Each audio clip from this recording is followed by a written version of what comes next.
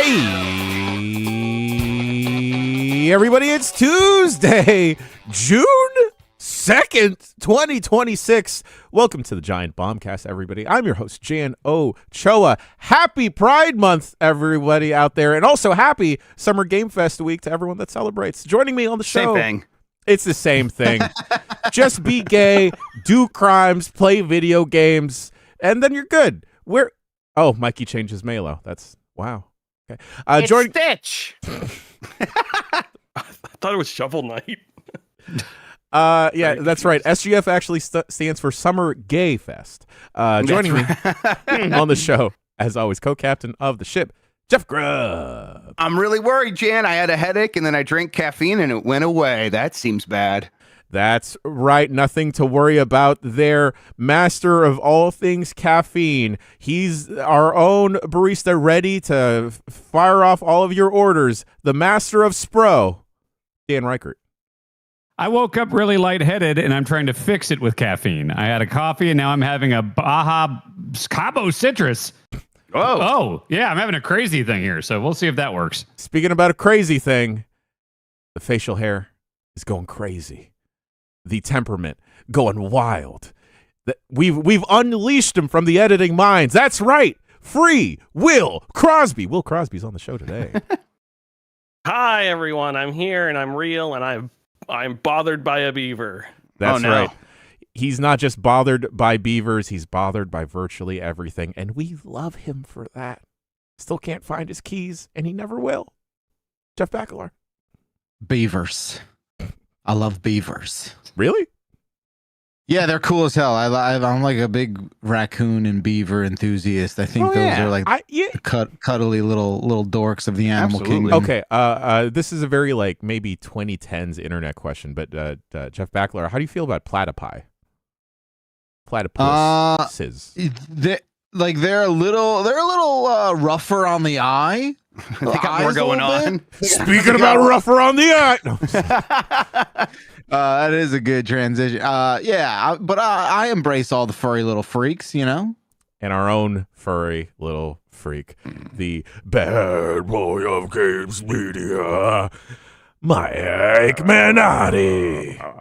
We so no like the Naboo. Fucking right. No. Mike, No. Dude. No. So you got to do that in private like we always do. Mike. Do the other accents from the movie, Mike. No, don't take that bait. Oh, my dad loves Boss Nass. It's his favorite Star Wars character. Oh, wait, is he racist? I guess you're kind of the only one who can claim ignorance, you know? Like, I feel like you're the only one who could really get away with it. Greg Miller has fucking dressed up as Watto and does the voice constantly. That's worse. Watto is worse, right? Look, he's been contacted by APAC about that, and everyone's real mad at him for it. So yeah, they're going to do something eventually. I'm so if you don't want to do it, Jan shouldn't boss Nash so hard in front of me. I can't help myself. He started. No one cancels Jan. That's right. Yeah, I just get canceled. Yeah. Yeah, you can't. Chance from Naboo. Yeah, exactly. I can say don't you it. talk to me about getting canceled, will you? Do you have something you want to say? You have any questions over there, Dan? I did some Googling over the weekend, and I've rethought my heroes. Okay, yeah. That's right. That's right. Folks, it is, as we mentioned at the tippy top here, it's Summer Game Fest week. This is going to be an odd week for us over here at GBHQ. We're going to go down to LA, see each other, and put on a bunch of night shows. Will is printing a tablecloth right now as we speak. Will, I don't understand this. That's not how it printed works. backwards, too. And Chuck pointed that out, and I was very confused. But it's a heat transfer. So it gets printed on paper, and then it heat transfers to a tablecloth. So there we go. I was exploiting the fact that my wife does this for work. And I was like, she did custom napkins for our wedding and all this sort of stuff. And I was like, hey, if I sent you 2 logos, could you print something tomorrow? So she is printing a 8-foot tablecloth that we need to use somewhere, or else she'll be very angry. We will drape it. Posters. We will drape it around Mike Minotti. Oh yeah, he can wear like a cloak. Perfect. Yeah, it'll be like Stellan Skarsgård's character in Dune. Right? Yep. He's like the goopy boy. Rude. I don't know why I liked that silence. I was gonna let that one simmer. Oh sure, yeah. Folks, how's everybody doing? How's it? I'm still thinking about beavers. You know that they think that the reason beavers dam rivers is because they don't like the sound of running water. It gives them anxiety. So they're like, I'm just gonna go fuck up this river because it's really bothering me. I like that. That actually is a knock against them for me. I think you like a babbling brook. Yeah, like I'm a big Sound Machine guy, and that's just incompatible with my sleep habits. So I guess Beaver's -1 today. Beaver. All right, please line up beaver, badger, otter. Can you all tell the difference? Yes. Beaver for sure. Yes. Yeah? How would you describe it? Well, the beaver's got the flat tail. Beaver's got the flat tail thing for sure. Otters are just obvious. They're so cute. Like they're fairly svelte. Okay, otters are svelte. Yeah. And they're swimming even more than the other ones. Sure. Okay. And a badger. Prairie dogs. Yes. Meerkats look like Timon. Yep. I can tell. Yes, I know the difference between all these. I can only understand animals as they are represented in The Lion King. How have we not pitched taking Dan to a zoo and then obscuring I love zoos, but then obscuring the name plaque and asking Dan to identify the animal? Remember going to the chocolate museum with him, Jan? There was so little information to absorb there. It was. Still I know more about animals than I do about chocolate. I'll tell you that. But are you saying you could not tell the difference between a badger and a beaver and an otter? Those specifically, I get mixed up because they're all just kind of like fuzzy guys. There's a bunch of them around here apparently, and they're just like in rivers and stuff. And I don't know the difference. Tell me more about this lineup. Were they all like at the same place of a crime? There was a jewelry store heist. Yes, right. They were all in a car together. You just watched Fantastic. Sly Cooper was busy that day, so clearly it wasn't him. Yes. Yeah, you were just watching Fantastic Mr. Fox. Just all the Wes funny Anderson. I never saw that one. Is that good? I like it. It's great. Oh, it's very good. Yeah. You're crazy. Yeah. I haven't seen it. Crazy. It's good. Yeah. I used to be a big Wes Anderson guy, like Tenenbaums and Rushmore, and then I kind of like didn't see him for a long time. Yeah, he got woke. That's right. He still got Watch that Bone movies. Temple. Bone Temple's Bone very Temple's good. That's a sequel, right, to some other stuff. 28. I've never seen 28 Days or Weeks Later, but Really? Ben Hansen has pestered me for months to see the Bone Temple with him, and I finally did last night. And I'm glad he pestered me because that movie was good as hell. Did you see the first 28 years later? I did. We saw that in the theaters, and then we didn't see this one until now. And it really is kind of like a Kill Bill Volume 1 and 2 situation where it's like, I think you put them together and you got a better overall thing going on. I really recommend the first one is excellent. I think the 28 Days Later is tremendous. Oh, the first one. Yeah. Okay. I do want to watch that Murphy, next. Yeah, I'm in on it, even though I'm not normally into zombie stuff. Yeah, no, this one was intense too, Bone Temple, but yeah, liked it a lot. Yeah, I watched. Go ahead, Grubb. I was just gonna ask, what's this new Spielberg Disclosure Day? I keep hearing people talk like good things about it, but I've not Emily really Blunt seen much sees of an it. alien. I honestly think the trailer is so the opposite of compelling. I just am like, man, I don't care. I just don't care. We just had a box office that shows that Spielberg has aged out of relevancy forever and ever. Yeah. What was the last good Spielberg? Ready Player One. Obviously, Ready Player One. No. Everyone liked West Side Story. No one saw it. Everyone liked West Side Story, though, right? It's the family one, the one about the family. The Fablemans. What was the last good one? That, The people like Fablemans that, was right? good. I liked that. AI, the last one I liked. Let me see. Duel was his last good movie. I just think, like, I don't know, the Disclosure Day stuff. Like, I think there's something that is very sort of antiquated about the big like event moment in a movie, right? Like, yeah. I just think that's a tired genre. Yeah, I also feel the same way where I'm like, when I see stuff from it, I am not compelled. Yeah, I don't think I've liked. I don't give a shit what you're doing in this movie, man. I'm just realizing I haven't liked the Spielberg movie since 2002. He did Minority Report and Catch Me If You Can in 2002. And War of the Worlds in 05 was fine. I didn't love it. Yeah. Did you like Bridge of Spies? Bridge of Spies was good. What the fuck is that? Okay, so you just haven't seen many of these. Maybe not. I want and look like I Lincoln was boring. I like the majority. I've watched that movie like 6 times. Lincoln's awesome. Lincoln's great. Yes. I just, I don't know. Tintin was good. He's been blowing it. Oh, Tintin's Yeah, he's the worst. He's the worst. I do enjoy Tintin actually. It's a lost Indiana Jones movie. It's so good. I also watched Obsession over the weekend, and hey, gang, let me tell you, that's not a movie to try and wind down the weekend on because I was tense the whole time. After I left, my feet were cramped. Did you think that's what was going to happen? I didn't think that's what was going to happen. I just thought like, oh, I watch horror movies. I can take this. And let me tell you, your boy loves a good 4x3 and a bunch of weirdos, and that movie's full of it. Let me ask you this, Jan. Yeah. Without, everyone probably understands what that movie is. Did it earn the 4x3? Because everyone's doing this shit, and I don't think everyone earns the 4x3. Like Saltburn, you didn't earn that 4x3. Oh, Saltburn was Saltburn. I like Saltburn for the most part. You didn't earn that 4x3. It did not earn the 4x3. You know what? I'll say Obsession did. Also, shoestring budget, they couldn't afford the rest of the frame. I get it. It's pixels. That's money on the table. Yeah. That is very much a dad aspect ratio joke. Good job.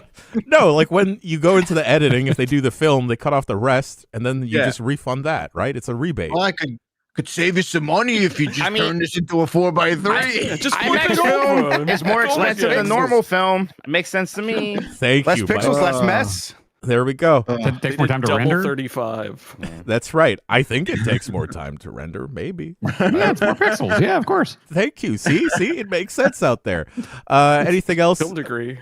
Pop it off, gang, that you'd like to talk about before we move on with the show? No. I was going to ask about free will during the mic check, but I got shut down.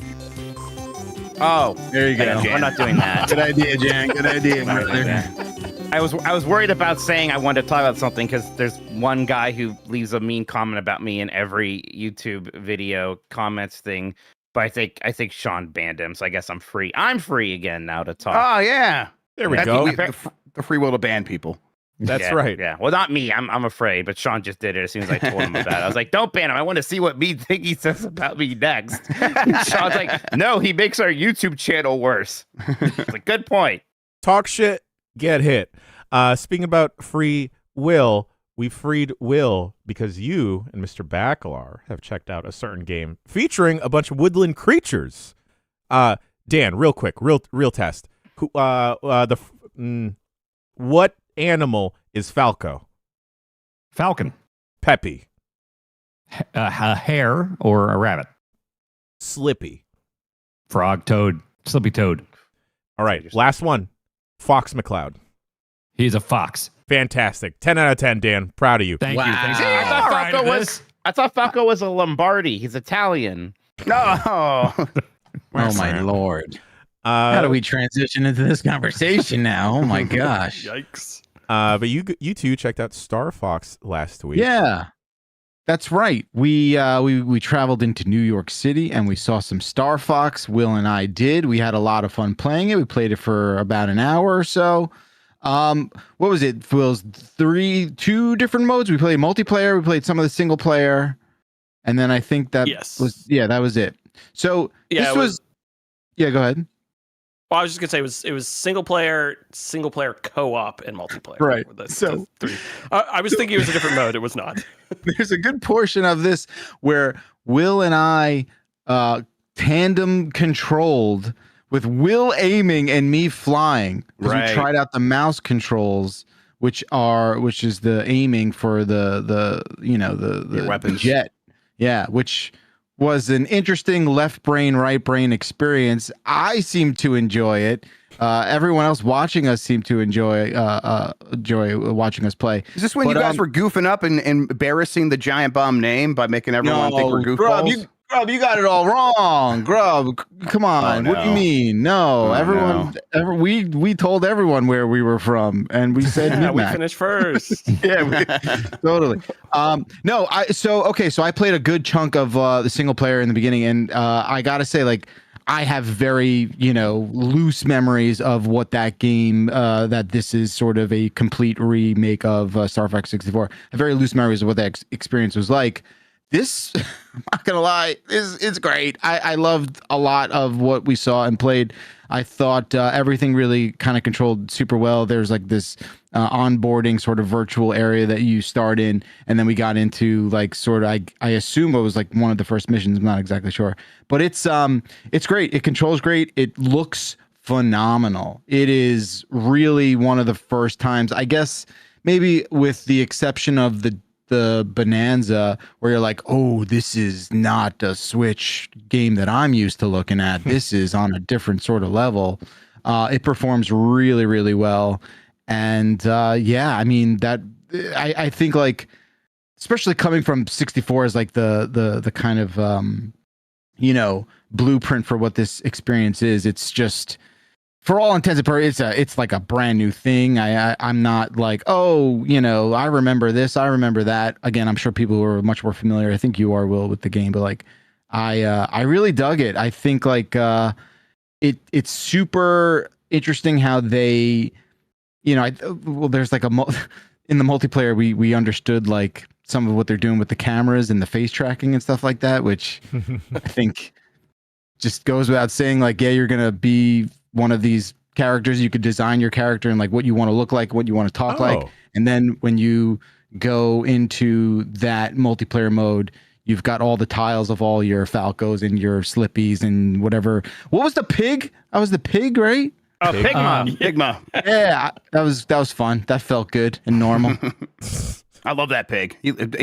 Does he look as good in the game as he did in the trailers? Yeah, I mean, we saw. Well, he was in some of the cutscenes, right? Yeah. He was in he was in the cutscenes, and then he was in that multiplayer mode. We chose him as the face model for those matches. Incredible. Cool. I'm very excited to see the ahead. Andros head. I love that's one of my favorite last bosses ever. It's just the Andros head with the hands, then turns into the brain with the eyes. I want to see that now. Mm-hmm. Yeah, so I played it with the Pro Controller, which felt really good. It's, I don't think you're going to get that smooth of an experience using Joy-Con controllers, but when we had to do the split controls, that's how we were playing the game. But Pro Controller feels great with the game, like super tight. What'd you think of your time watching and playing, Will? It was a lot of fun. I almost said Donkey Kong 64. Star Fox 64 was a friend's house game. So like anytime I went over his house, it was playing it there.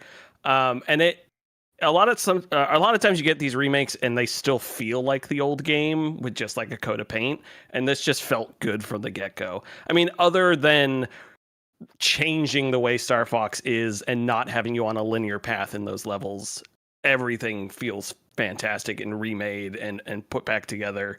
There were like the interesting tidbits of you follow Falco one way and you go off on this mission segment, or you follow someone else the other way and you go off and fight all these like monkey guys instead of the lizard guys, is really neat and cool. The sort of flying around with the mouse control and having Jeff fly was really confusing at first, and then you kind of get used to it, but there's still moments where it's like he's like, oh, get over there to that thing. I'm like, you're the one flying, you fly over there. Yeah, I don't recommend playing that way. Yeah, that's probably the worst way to play. It was a little backwards, but it was quite fun. The multiplayer, that's not like linear flying. Like you're obviously flying all around doing range stuff. mode. Yeah. And that was very fun. Like you're grabbing the pirates warp in or whatever it is in Star Fox, and they have like a package, and you fly in, defeat them, steal the package, capture the flag, sort of thing. And it went really, really well. The other people playing in the session kept joining the good side, so it was just us on the other team with the AI, and it wasn't going super great. Yeah, but the game chat faces were funny. They're still in that weird. With all those things, you think it's going to track your face a little bit better, but it was more like to make a reaction. I was just going like bop, bop, bop, bop, bop, like just to make the mouth go, and that's mostly it. Everyone else is, because we're all playing this game, and just all these faces of Star Fox people just like intensely focused and moving like this, and like, but all like 360p because it's game chat. But the thing they did have in that, which no one used because I guess we're all hideous, is you can have it track your face and put like stuff on you rather than grabbing one of the characters to be. The menus like avatar settings, it's like, do you want to be one of the characters? And then below that are all these settings for like different ears. You can do the little like targeting computer thing and all that sort of stuff. And then if you choose the avatar person, it's not until you're in the multiplayer game when you choose your character that you get that character's face or whatever. Okay. For the multiplayer match.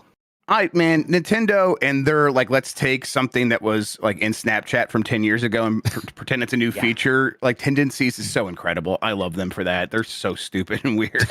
And they're totally like unashamed by it. Yes. They're just like, it's just a fully shameless thing. Like, look, Will's right though. Like it works as good as I guess you can sort of hope. I don't know how much juice you're getting out of that because like you said, you're so laser focused on the multiplayer thing that it's like, oh, this is hilarious, but like I need to do something separately to enjoy this and not play it in multiplayer. Well, remember, you can do that. Like you could take those things into a call where someone else is playing some other game, and you could just watch them as Pigma. And that would be normal. Way to do it. That's the way to do it. My new software app, Pigma, download a trial right now. I think I like when Pigma watches. Hell yeah. I'm thinking about more of the gameplay that I did with like some of these boss battles where like there's that one robot you're taking down in the earlier section. That was super fun. Like I had to kind of relearn all that stuff with doing like the somersaults, doing that quick reverse maneuvering, that brake steering, how you could like really like bank into a turn really quickly. All that feels really good. And then the alternate route we took after we went, sort of like followed Falco. There was that like monkey king fight where he was like occupying this like transforming spaceship that you had to like fly through an asteroid field to get to it first. Like it's fucking cool, man. Like it's good. I'm surprised. I went into it just sort of being like, oh yeah, like let's see this thing again. But I left it being like, I can't wait to play this for sure. And the game is aged extremely well. Yeah. Yeah, I kept wanting to say it, but I didn't want to come across as like bad or anything. But I kept being like, "This is on a Switch. Like, it looks this good on a Switch. It's incredible. Nice. Easily, do you think you could put this in front of Dib and he'll be into it? Like, they obviously want to attract new audiences, and that means the youth. Yeah, I was thinking about that.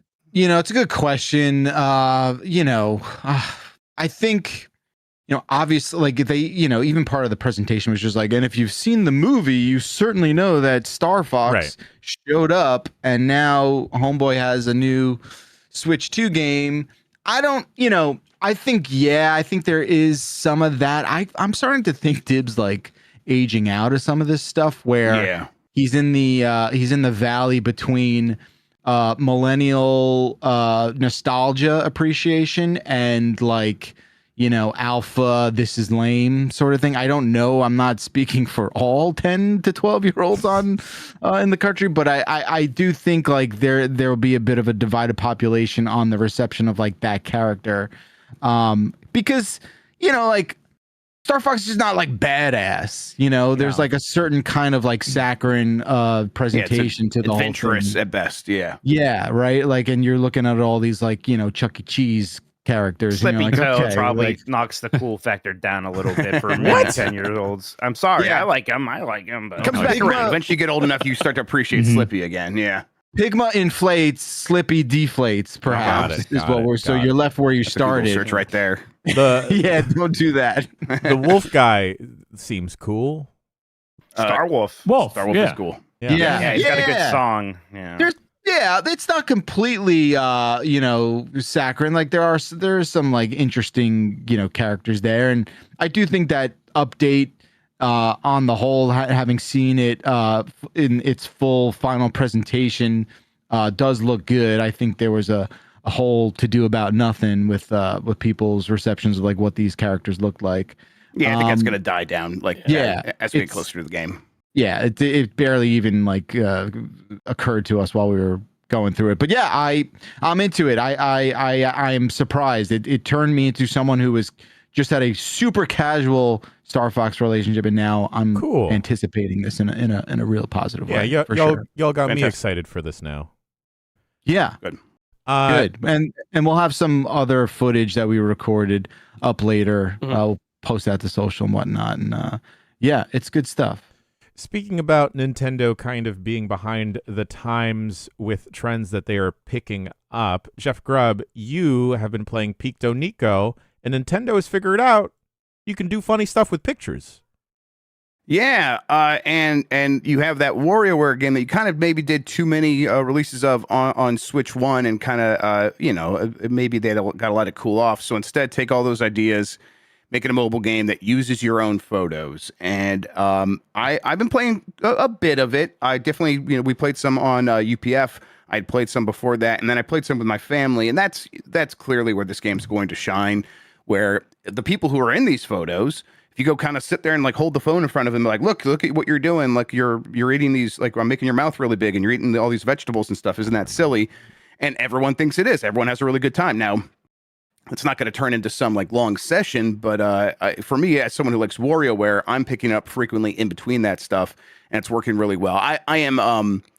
I'm impressed by like how well it uses the photos. Like it kind of just immediately like knows like what the faces are, and obviously we've had that tech for a while, but it's like it's like going in the background of some of these photos and even getting some people's faces in that way.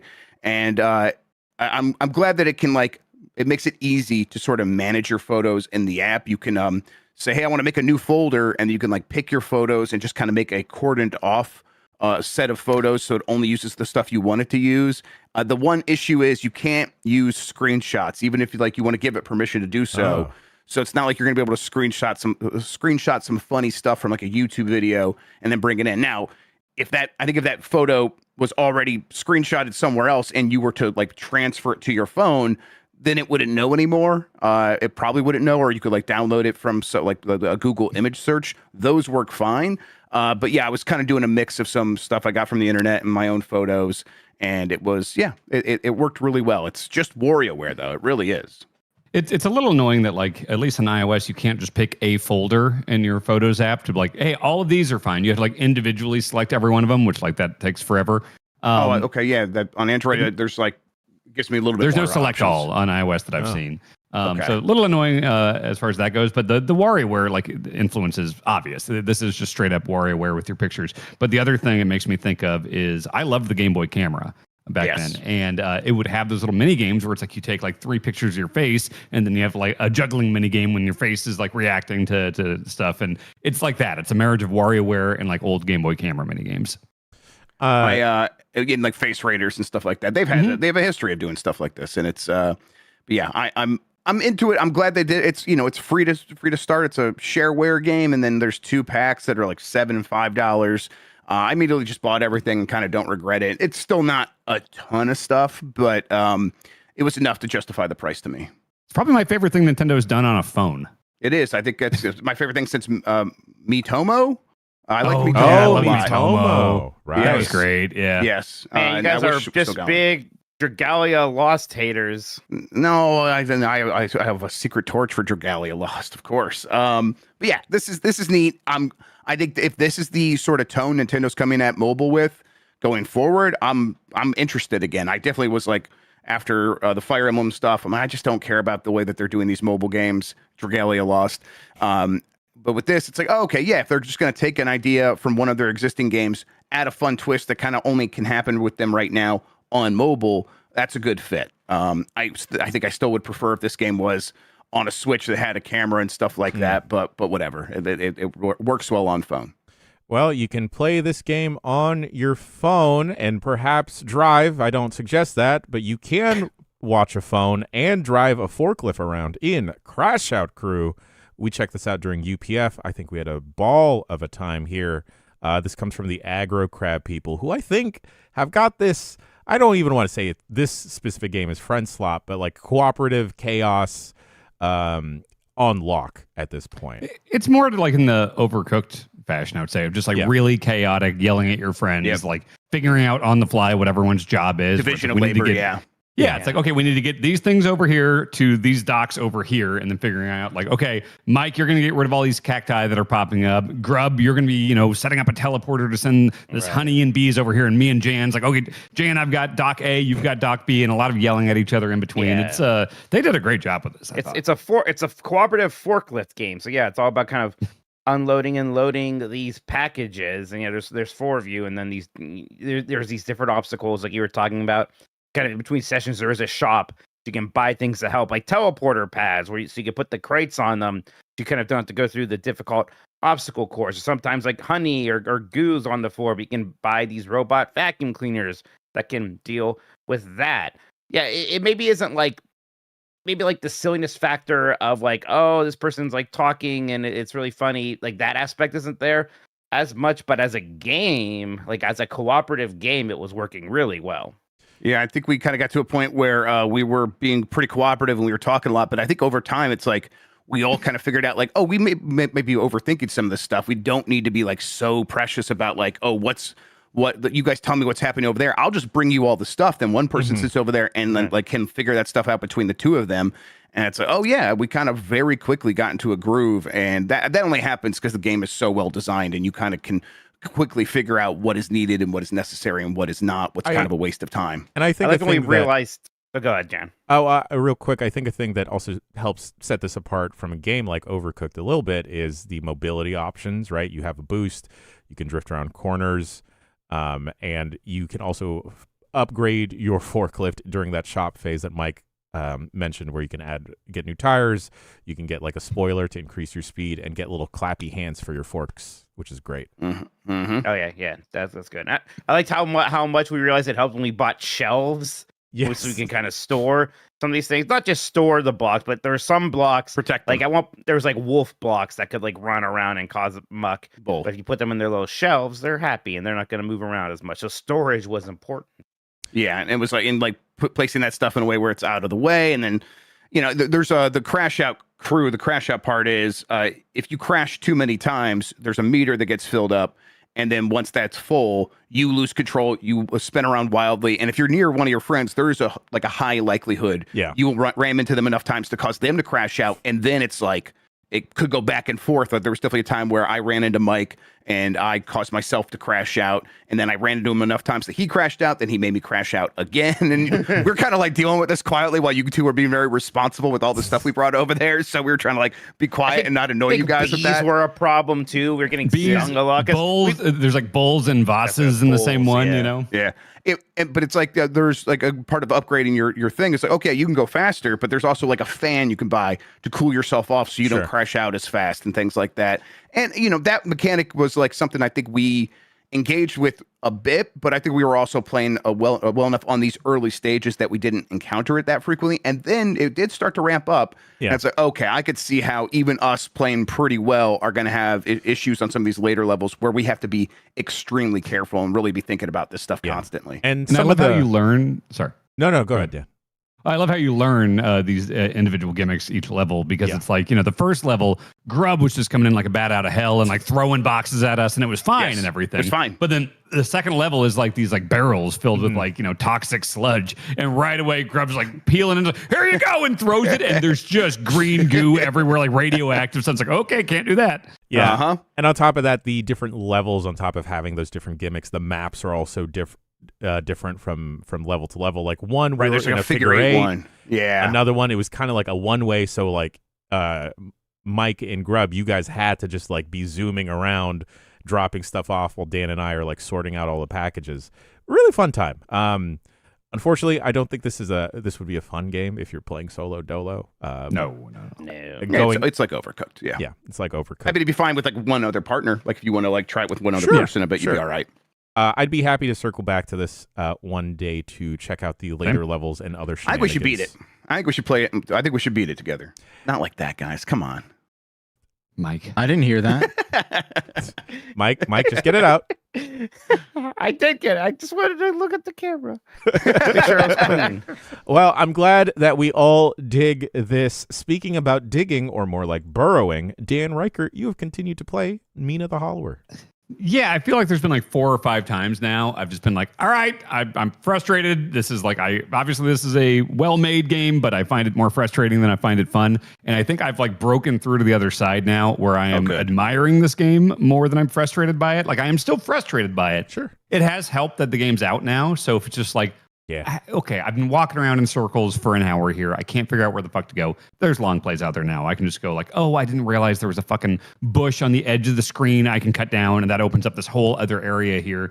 It's like some of the stuff really reminds me of like the first Zelda, where it's like, oh yeah, if you burn this bush in this random part of the map or whatever, there's some stairs. You know, it's like that type of thing. And it seems intentional. Like the Zelda influence is obvious. But yeah, like the dungeons are great. Like all the like trinkets and everything I'm finding and upgrading my character. Like I can have like 6 different trinkets equipped at any one time. So like, okay, tough boss, I'm going to put in this suite of trinkets. If I'm just exploring and I'm trying to like get as many bones as possible, I'll put in like kind of this loadout here. It's gotten more flexible. It's gotten more fun. I've finished 4 of the 6 towers now. I'm on the 5th now. And yeah, like I thought I was going to bail on this one several times. And now I'm like, no, I'm in. And it's a beefy game. I mean, I'm like 20 plus hours in, 20 to 25, somewhere around there. And yeah, I'm liking it now. I don't think it's going to be like, top 5 game of the year for me or anything, but I am on a thumbs up course with this right now. That's encouraging. I intend to give it another shot myself. I never really gave it much of a shot initially. I was like, nice handling that review. I'll play some other stuff. But yeah, I was like, okay, maybe I'll just put it on the back burner. But hearing you get over the hump there is the one thing I kind of needed to hear. It's like, I think that might be the same thing that I go through. Yep. It's good, even though it is influenced by Link's Awakening. So don't worry about that. Okay, yeah, shoo. I was deeply concerned. Yeah. Before we get to the last 2 games on the rundown here, Will, is there anything that you've been playing you'd like to talk about? Oh, I have been playing that game, 007 First Light. Oh, fantastic. Let's get to it. It's quite good. I don't have the rundown, so I had to guess. It is great. It is fun. I was thinking about this when of use cases for things, but I bought it on PC because it was on sale somewhere.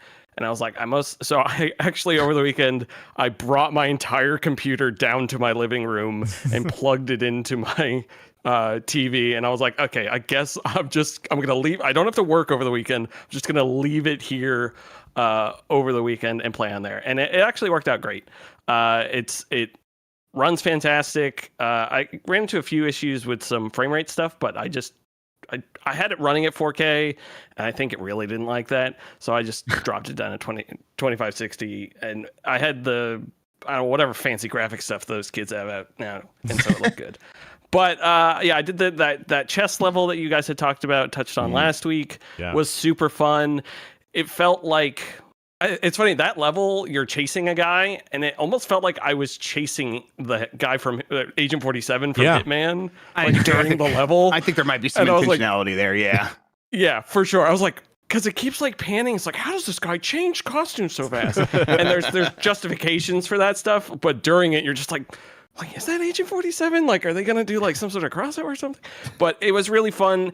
As open as those levels are, they do such a great job of guiding you through those levels without feeling like you're being guided. I kept thinking I was making intentional choices, and then they would be like, no, this is where you're supposed to be. And I'm like, oh, but I could have gone that way. And it was just really cool how they were kind of figuring all that stuff out. The beginning was funny because you're assigned on that level, you're assigned to like watch the car at the car park. And I was like, what if I just sit here for a bit? But because I was like, no, I want to listen to the rules. Like, I don't want to. Of course, it's like, oh, I should really go check that out. And I'm like, okay, I guess I'll go check it out. But yeah, it's really fun. I like the guy playing Bond. Yeah, I think the personality is great. The tutorial section during like Bond's training was so cool because they're like, hey, we get it, you know how to play video games, there's none of that do this 3 times in the arena and beat the guy. It's just like, it's cutting through time. You're now learning how to like tackle, you're now learning how to grab, you're now learning, and like some of those you don't necessarily grab right away, but as the game's going, it's showing you those things. and letting you it's like, oh, hit X and A to tackle the guy and do this sort of stuff. So it was very fun.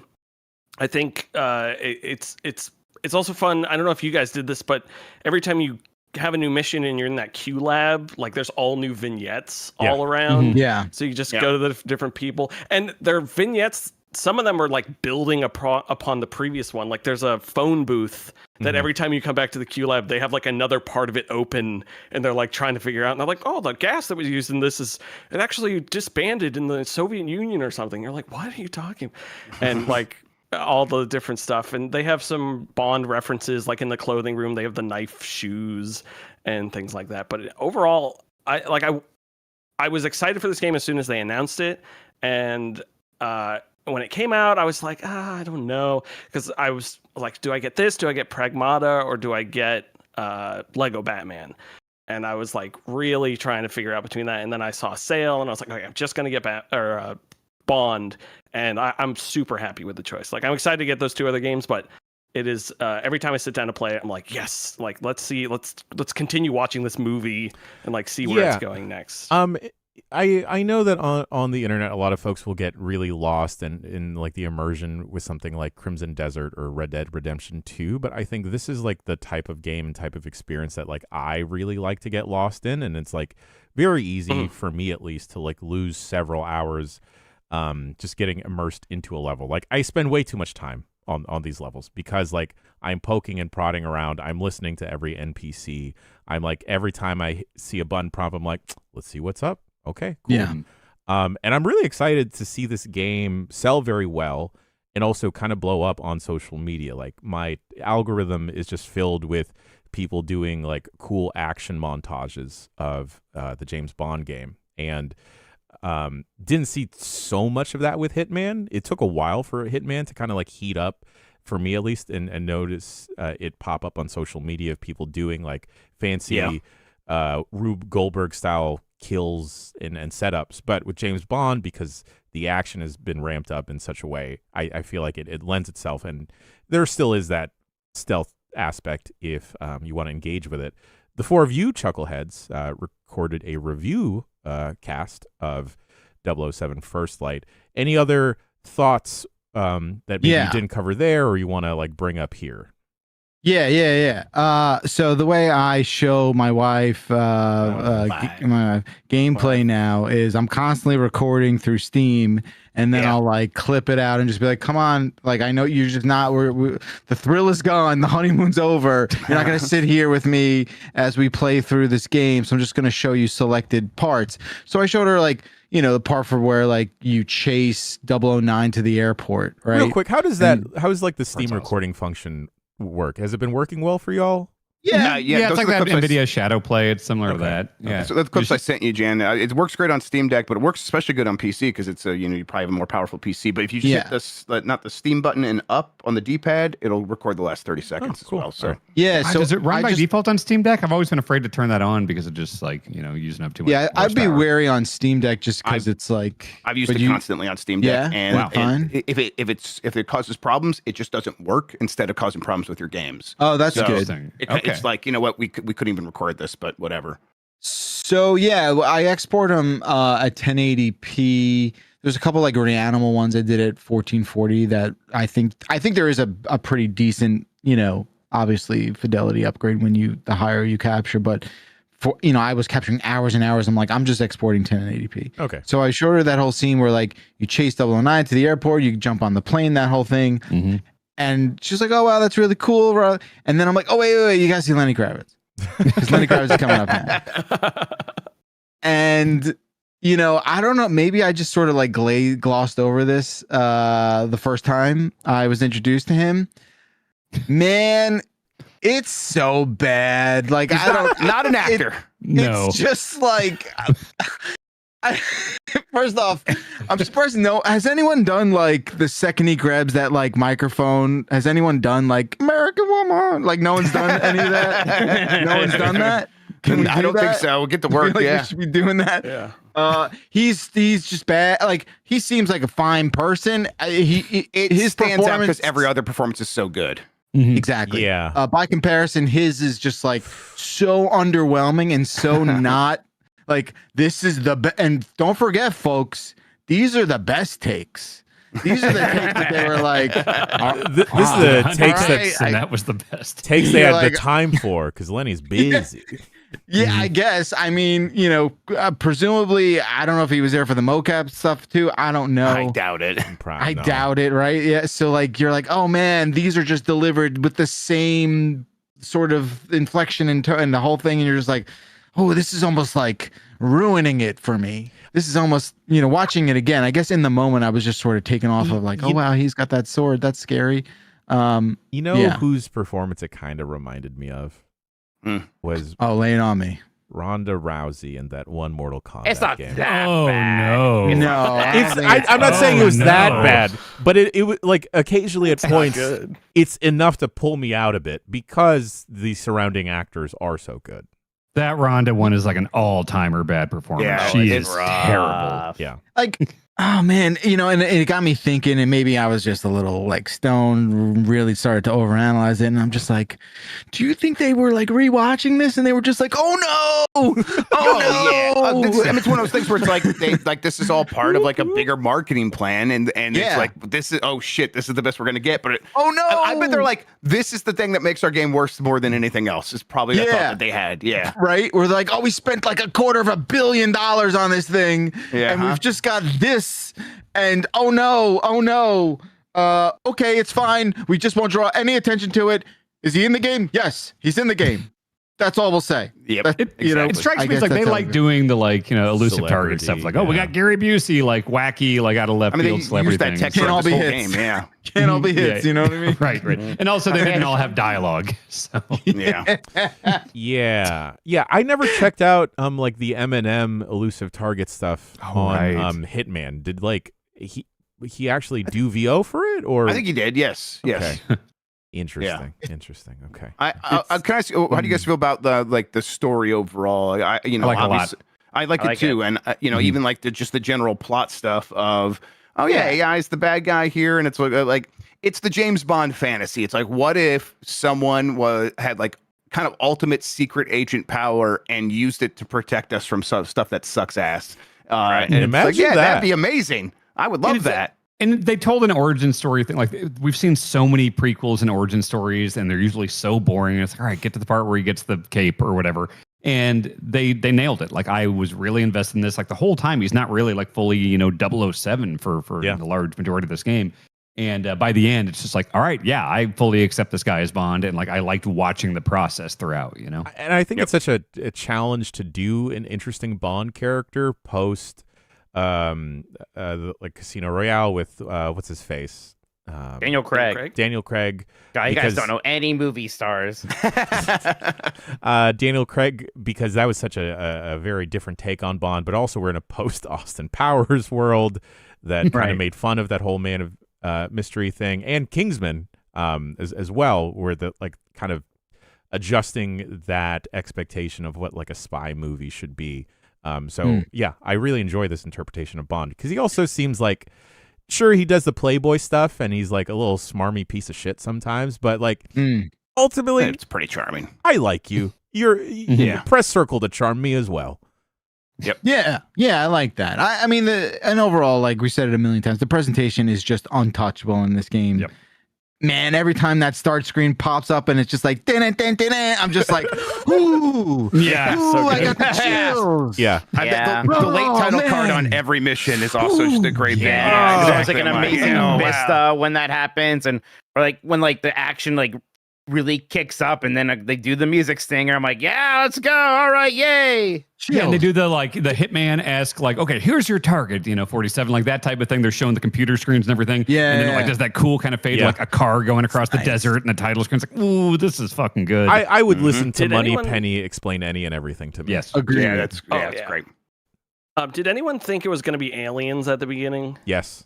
Yes, for a second. that For isolate just level? a Yeah. second. When you're in the tent. I was like, Yeah. are we doing Kingdom of the Crystal Skull here? Like, please Right. no. And I was like, no. And then it was like, Supernatural shit. okay. Yeah. Right. Yeah. Then it was like, oh, it's AI. And I'm like, oh, don't worry. I bet AI will be bad. Yeah, right. As soon as the tech leader shows up in a Bond movie, it's like immediately like, okay, yeah, that's how it goes. That's Bond.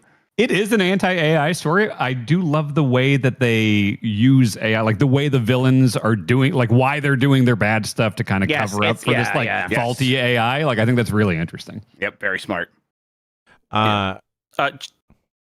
Yes. Jan, I would be remiss if I didn't mention a game I haven't personally been playing, but my friend has been playing it, and I've been watching him play it. Please.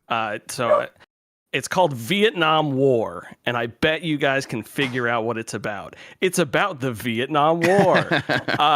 It is an open world single player first person shooter set in the Vietnam War, where you are actively fighting the Vietnam War in whatever branch of the military you'd like to, either side. I'm not here to choose sides.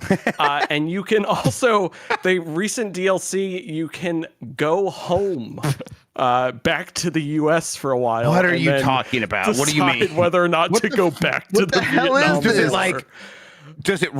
Do you play going back home and like walk into your family's house? Going back home and going to your family's house. And you're like, I'm bored. Press X. But it is very cool. We were playing it. He was playing it on stream the other day, and just like you have a group of guys for you, you go get a mission. You can go to any of the bases set where like, oh, this is my home base now. When you get injured, it's like, oh, here's a percentage chance you survived. You wake up in the hospital. They're like, oh, you're in a wheelchair now, like because you lost your legs or something like that. You can call in airstrikes. Do all sorts of missions. It's from this developer who worked on mobile games for a while, so it still has that sort of mobile-ish game art style, 3D art style. Sure. He has a previous game that is the Soviets versus Polish in World War II, which is similar vibes. But yes, I just wanted to shout out Vietnam War because it is Is wild. the font for Vietnam War on this Steam page Times New Roman? Just Probably. looks like it. That's all the fonts we had back then. Man, Yeah, they couldn't afford other fonts. It's really cool. It's definitely early access. It seems like the developer loves to add things and not fully fix up the things that are already there. But it was just we were playing that new Hell Let Loose Vietnam, and we were a little iffy on it. And I was like, I wish there was a Vietnam open world game. And he was like, dude, this just came out last year. So we were checking it out, and I wanted to shout out because it is. I love these sorts of wild experiences in video games. Like, this is what video games are about. And yeah, it's definitely go check it out. It's only $15. So if you're into that sort of thing, very cool. You heard it here. Will's a big fan of the Vietnam War. Yeah, it's about time that war got its kudos, its day. Yep. I have to font fact check you, Grubb. Sorry. Oh, please, I don't know my shit. I'm glad you're here. Courier. This is Courier. It's Courier. Okay. Yeah. Even better. I didn't want to say asshole. Yeah. You Sorry, embarrassing Mike. piece of human garbage. No, that's you saying that, not me. Hey, we're all font friends. We're all font pervs here. No bad fun. I have nothing to do with fonts. That is bold of you to say, Jeff Bakalar. Hell yeah. Oh, gross. No, that's funny. You're funny, Jen. Thank you. And you're very good at video games, Mike Minotti. And Next time, laugh, Mike. Let's just laugh. Okay? Don't tell me it's funny. Just laugh. That's how it works. You know? Oh, okay. For a second, instead of saying, oh, okay, it sounded like you had said, bouquet. I'm like, oh. Bouquet. That's what Mike does when he sees stand-up. He goes, you're funny. You're funny. That was funny. You're funny. He's a good heckler. Thanks. Remind me not to invite Mikey to my improv team shows. All right. Last game on the docket here because Mike Minotti is such a pro gamer. Mike Minotti, I believe I hear the heat on the streets. You have finished GoldenEye for the N64. Yes. I beat Goldeneye. Dan's rolling his eyes because I didn't beat it on 00 agent mode and finish the secret levels that you also didn't finish. But by the way, there's no way to prove that. No way. But yes, yeah, I made way through the campaign on Secret Agent. My chat could never agree if Secret Agent is medium mode or it is. the There's first star three. mode. There's three. Well, it's literally medium, but is it like normal? I guess I don't know.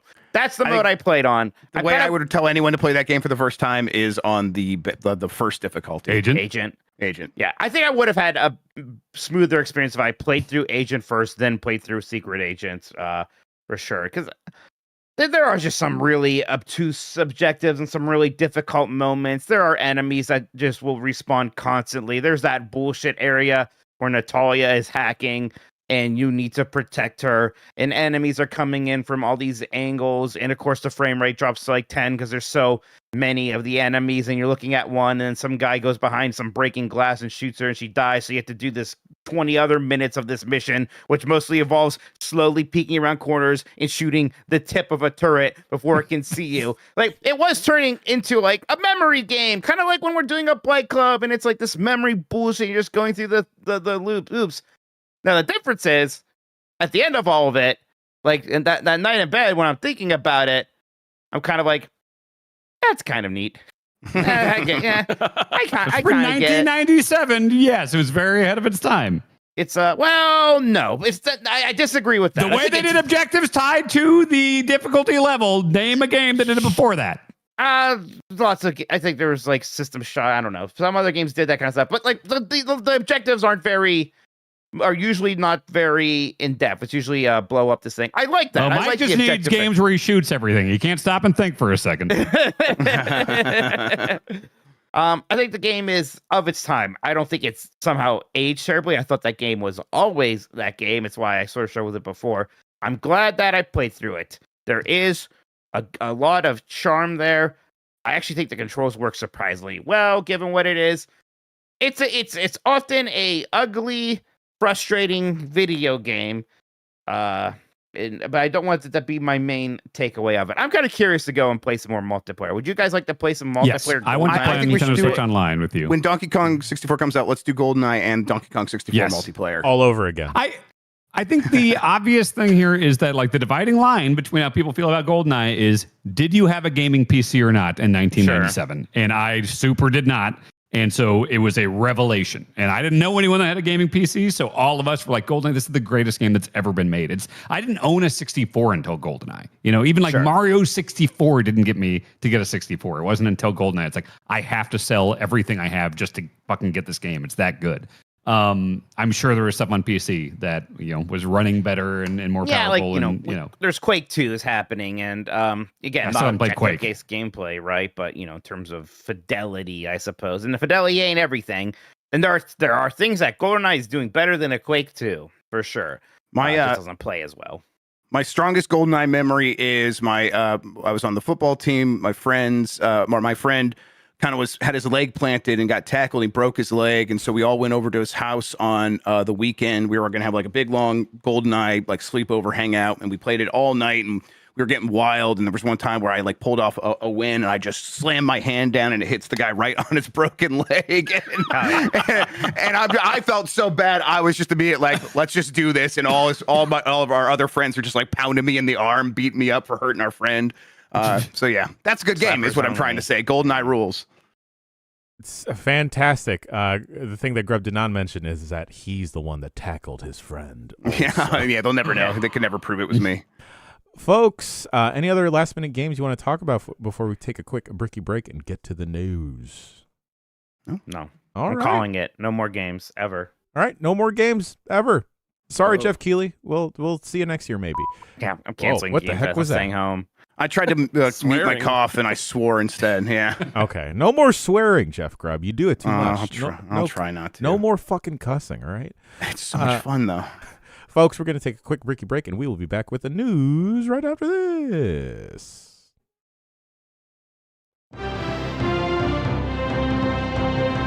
This is Jeff Grubb with the news. Shouts out to Will for joining us for the first segment of the show, but now it's time for news with Jeff Grubb. Yeah, let's get into the news. It's a little bit lower key because I'm not going to go into all the rumors and stuff that are going to be happening for over the next few days as we get into Summer Game Fest and all that stuff, because by the time a lot of people hear this, they'll know they'll know what's happening, and we'll be behind. So let's just stick to what we can talk about. We'll talk about like when some of those things are going to happen in a bit. Call of Duty Modern Warfare did get confirmed.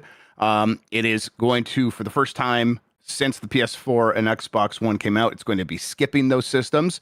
It is also coming to the Switch 2 for the first time, and Warzone is also leaving the PS4 and Xbox One. Those are kind of the big details here. This game, it's an Infinity Ward game. They're getting help with some other developers to get the PC and Switch 2, as always. They are promising a couple things. For one, they're going to try to do another ripped from the headline story, which is always kind of a crap shoot with. No, it's not crap. It's always just kind of they step in it with Call of Duty. And then the other thing is for the multiplayer, they are doing the thing Call of Duty often does when the last game really sucks. They're being like, "You're right. That Call of Duty fucking sucked. What if we got more grounded instead?" And everyone goes, "Yay, boots on the ground." No more clowny skins is how they're phrasing it. Wow. So no SpongeBob, and they're like, everyone's like, "We don't believe you. You sure you're not gonna do it for the first season?" But they're like, no clowny skins this season or later. So no SpongeBob, no Beavis and Butthead. I don't. They've lost their identity, man.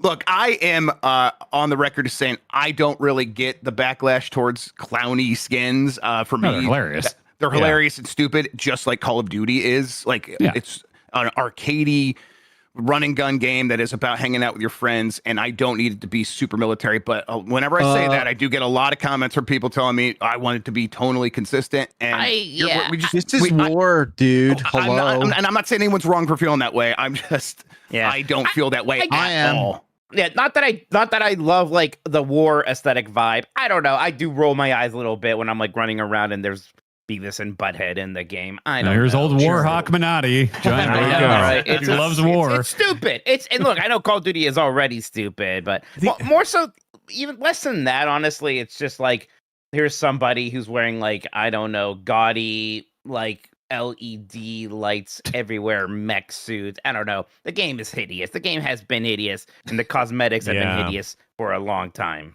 Yes. Well, they're promising to tone that stuff down. Okay.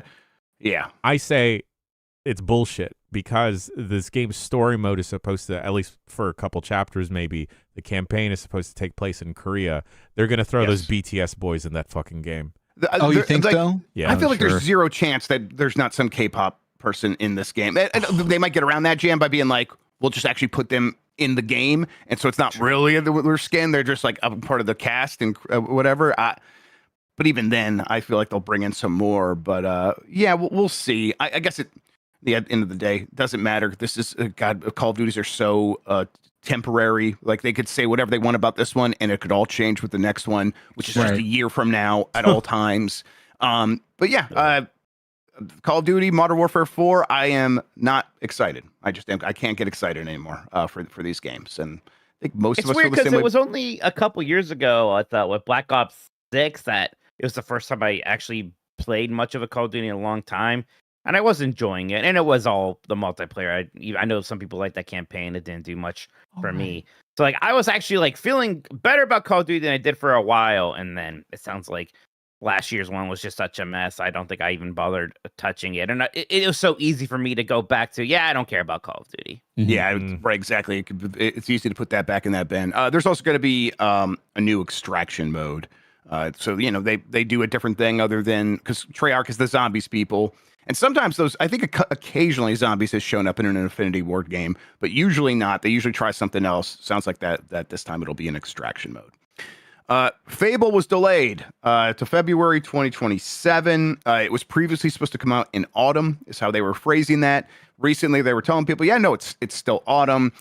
It was really running up against a lot of other big releases, and that is how Matt Booty said. He's like, hey, we want to give this game a chance to be on its own, away from everything else. And that seems to mean Call of Duty in October, and then obviously Grand Theft Auto 6 in November. This game seemed like maybe it was going to come out in December, but why not just give it a little bit extra time and really get away from those games and do something in 2027? That seems to be the plan. They didn't say anything about it needing extra time for polish or anything like that we often get. This is entirely about giving it more time to get away from Call of Duty and Grand Theft Auto. But yeah, I'm not seeing anyone out there on like social media, on forums, on message boards going, "Oh no, I can't believe this year's going to go by without Fable." Everyone's like, "Oh, thank God, I'll just play that whenever it comes out." I've got so many other games to play this year that I'm almost grateful. That seems to be the common response. Are any of you guys bummed? We've waited so long for Fable already, right? Yeah. It feels like they announced that game a decade ago or something. Yeah, we can handle a little bit longer here. Do you think we'll still see any of it at all during Summer Game Fest? Oh, yeah. They did say explicitly that it will be at Summer Game Fest. That their showcase, while the follow-up thing is going to be a big blowout for Gears of War E-Day in the main show, this game will be there. They're going to show more of it than ever before, apparently. So, there you go. We talked about 007 First Light in glowing terms. It's a real hit for IO Interactive. The game has sold 1.5 million copies in its first 24 hours. This is a game that did take a long time and a lot of money to make, but it seems like it is hitting in the exact way they needed it to. Excuse me. People were mentioning in chat earlier when Will was talking about finding it on a Steam key reseller, a legitimate one, but like those places like get keys from the developers themselves and sell them. Apparently, a lot of those places are sold out of those keys. So that's a pretty good sign for this game, that it is just finding its audience in a way that, like, I like James Bond, but I don't think about him all that often. As they were announcing this game and get ready to release it, it's like, yeah, I'll definitely care. I wonder if anyone else will. And it seems like it has hit that mark pretty hard. It does remind me of Square Enix used to own this studio and couldn't figure out how to make money from them. And look at them now. Pretty cool stuff. Yeah. Great for IOI. Exactly. Yes. And they're fully independent now and they're making it work. They've been opening studios around the world and this is the stuff they're producing. So hell yeah. Banger after banger. Hitman, Mind's Eye, 007 First Light. That's right. Yeah. Just a hat trick right there. The Steam Machine Welcome Tour has been added to Steam. Speculation has been growing that this stuff could happen soonish, although this does not necessarily mean that will happen. But Brad Lynch, not that one, someone who kind of frequently gets rumors on social media, spotted that the Steam Machine Welcome Tour has been added to the Steam backend, like they've done with all of their other stuff recently, where like the Valve Index or the Steam Deck all have these things where you can go in there and like explore them through a series of mini games or just very light games. Valve likes to do this, so the fact that it's on the back end is still suggesting that they are moving toward some sort of release here. But again, this is just all that everyone's going on, and it might be more hopium than anything else. But yeah, I mean, you guys are still aching for the Steam Machine in any way now that we're kind of still in limbo about the price, and it seems like it could be more expensive than ever before? I'm scared. Personally, I think more than ever, because like I like playing PC games on my TV, but like I'm running it through a laptop now, and it's like the amount of times it's like, okay, well, I've set this a million times correctly to like, hey, when the lid is closed, just show it on the TV, and that doesn't work. And then it strips the Atmos out after the HDMI handshake. It's like I've just been having so many issues playing PC games on my TV, and it seems like this is the thing that it's like, okay, just plug it in, and then it just works. That's what I'm looking forward to here. Yeah, I mean, it's also a laptop. What do you mean? What are you doing? Yeah, I've got the Razer laptop. It's like a 4090 laptop, so like it runs. I played all of Bond on it. Like it's got the power for it. I'm using my old desktop with the 5080 in it, and it's God, I said old and 5080. Everyone, please don't come at us with torches. That's not. I just mean like you got a new one for What work. Is it like on your tower up there, Jeff Grubb? I didn't think about how it would sound. Let's kill him. Yeah, I think we should. Yeah, I have that plugged into my TV, and I've been using that really frequently, and Windows is just really bad for this stuff still. And I'm like, it sucks. I got the Steam controller and it's like, oh, that solves a lot of problems. And it's every time I run into something, it's like, oh, Windows just doesn't know how to fucking handle this, even though I've done a little bit of homework to make sure it was going to work. So yeah, that's the dream, is like Linux Steam OS can just be the real solution for games going forward. And if this can work, that can really just open things up and like force studios that have their online multiplayer games that don't have their anti-cheat set up to work with Steam OS, because they're like, that's a headache. We don't want to support that. Hopefully this can force the issue and kind of just make it so any game that is on PC can run on Steam OS, and we don't have to worry about Windows anymore, because they're off doing something else with Nvidia. Steam Deck's my favorite way to play PC games. I use it. I mean, I've only played Mina on it. I'm just like, that UI is so great, not having to deal with Windows and everything. And if I just get that on my TV with the Steam controller, that is the ideal circumstance for me. Yep. All right, let's see here. Donkey Kong 64 news. Yeah. Something has happened since last week. Donkey Kong 64 is finally coming to Switch Online Plus expansion pack. That will be happening in 2 days. So it really just required Mike to complete the ritual 101%ing the game. And then a couple days later, we're going to have to put him on the side of this SGF set. He's not allowed to do anything until he 101% it Quarantine again. zone, yeah. Just playing on a Switch 2, right? Yeah. And we'll pump in pineapple smells. And actual pineapples, just like my gun, shoot him with Yeah. You're safe this year, Dan. I'm going after Mike now. Hell yeah, okay. I don't want to hurt.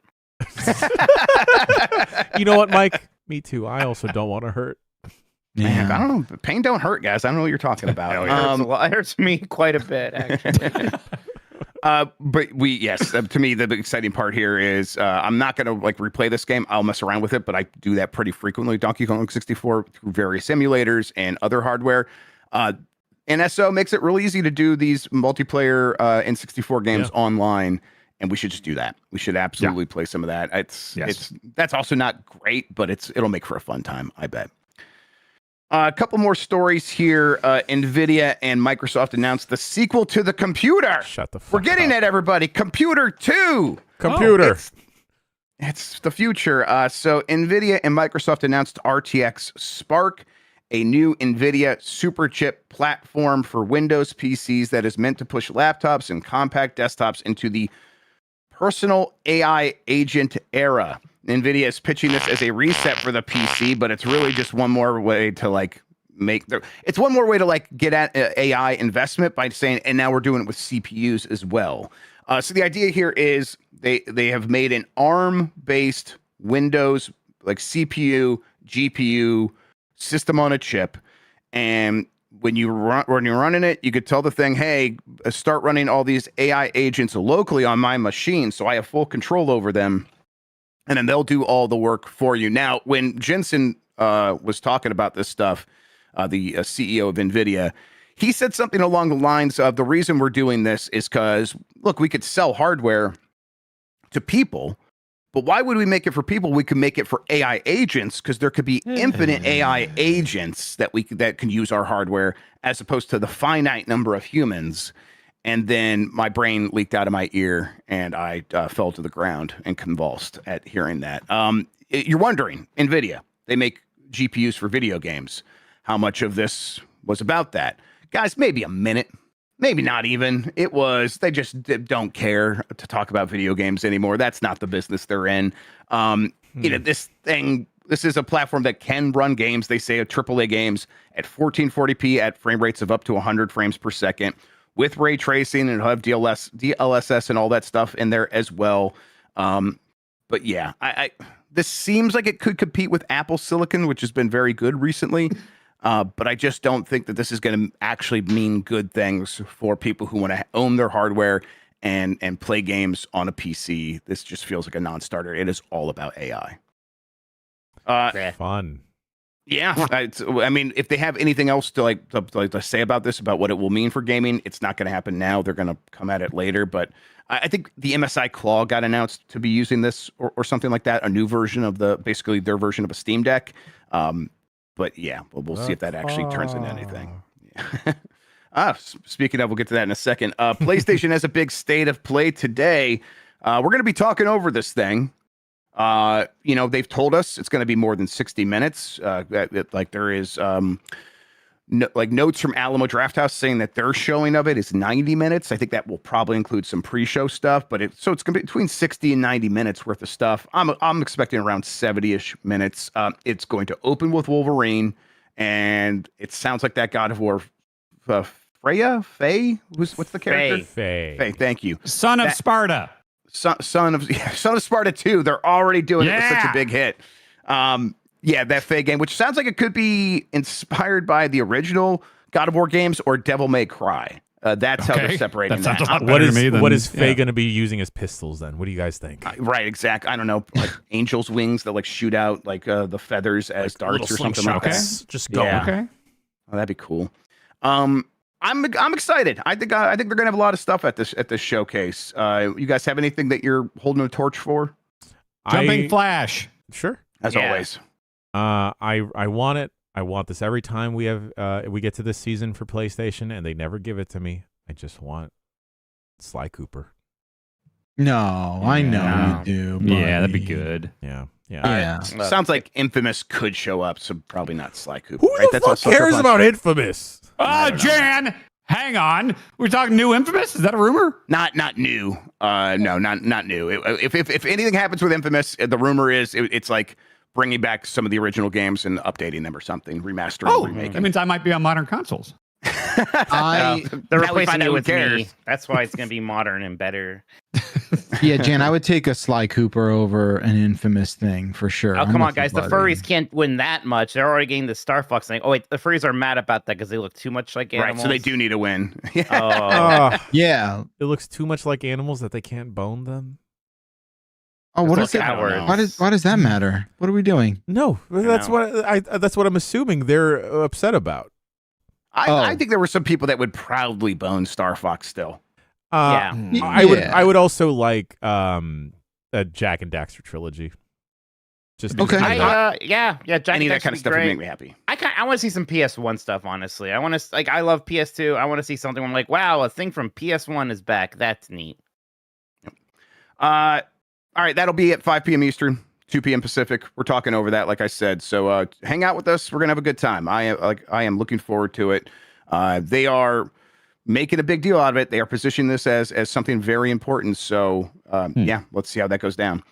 And then Digital Eclipse reveals Toy Story Retro Collection and Toy Story 3 Remastered. They've done this with various stuff recently. But this collection is going to be a definitive collection of classic Toy Story games from early 90s from the 90s and early 2000s.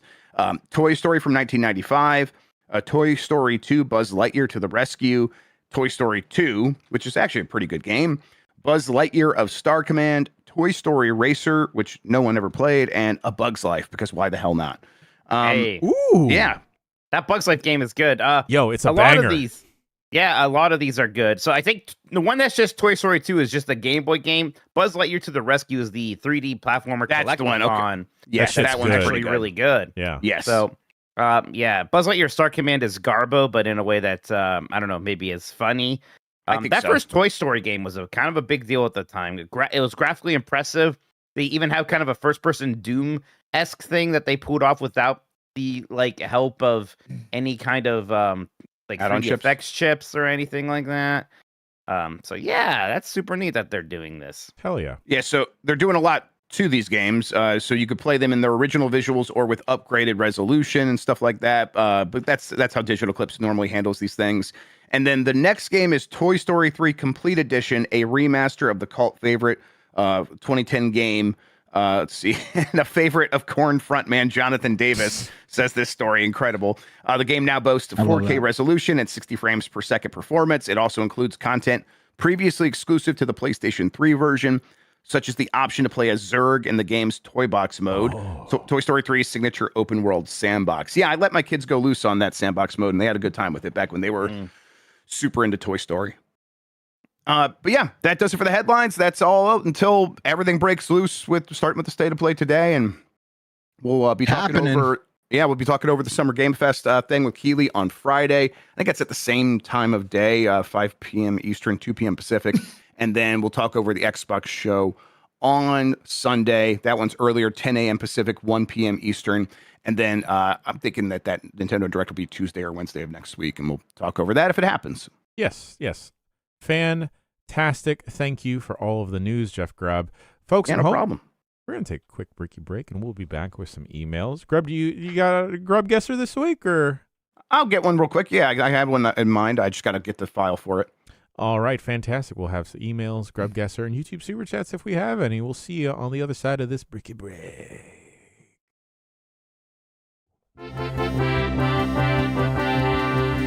are the emails. email for the show. Emails.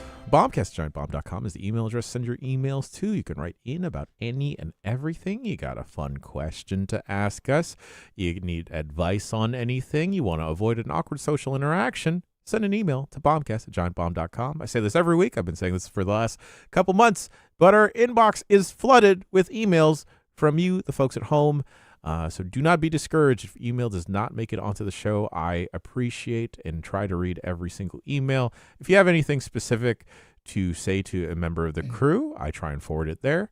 For instance, today, there was an emailer saying that Bakalar made them feel bad. Yay. Wow, the sky's blue. That's better than most weeks. All right, first email from the show comes from Andrew from Indiana. A little bit more of a deeper question to start off the segment.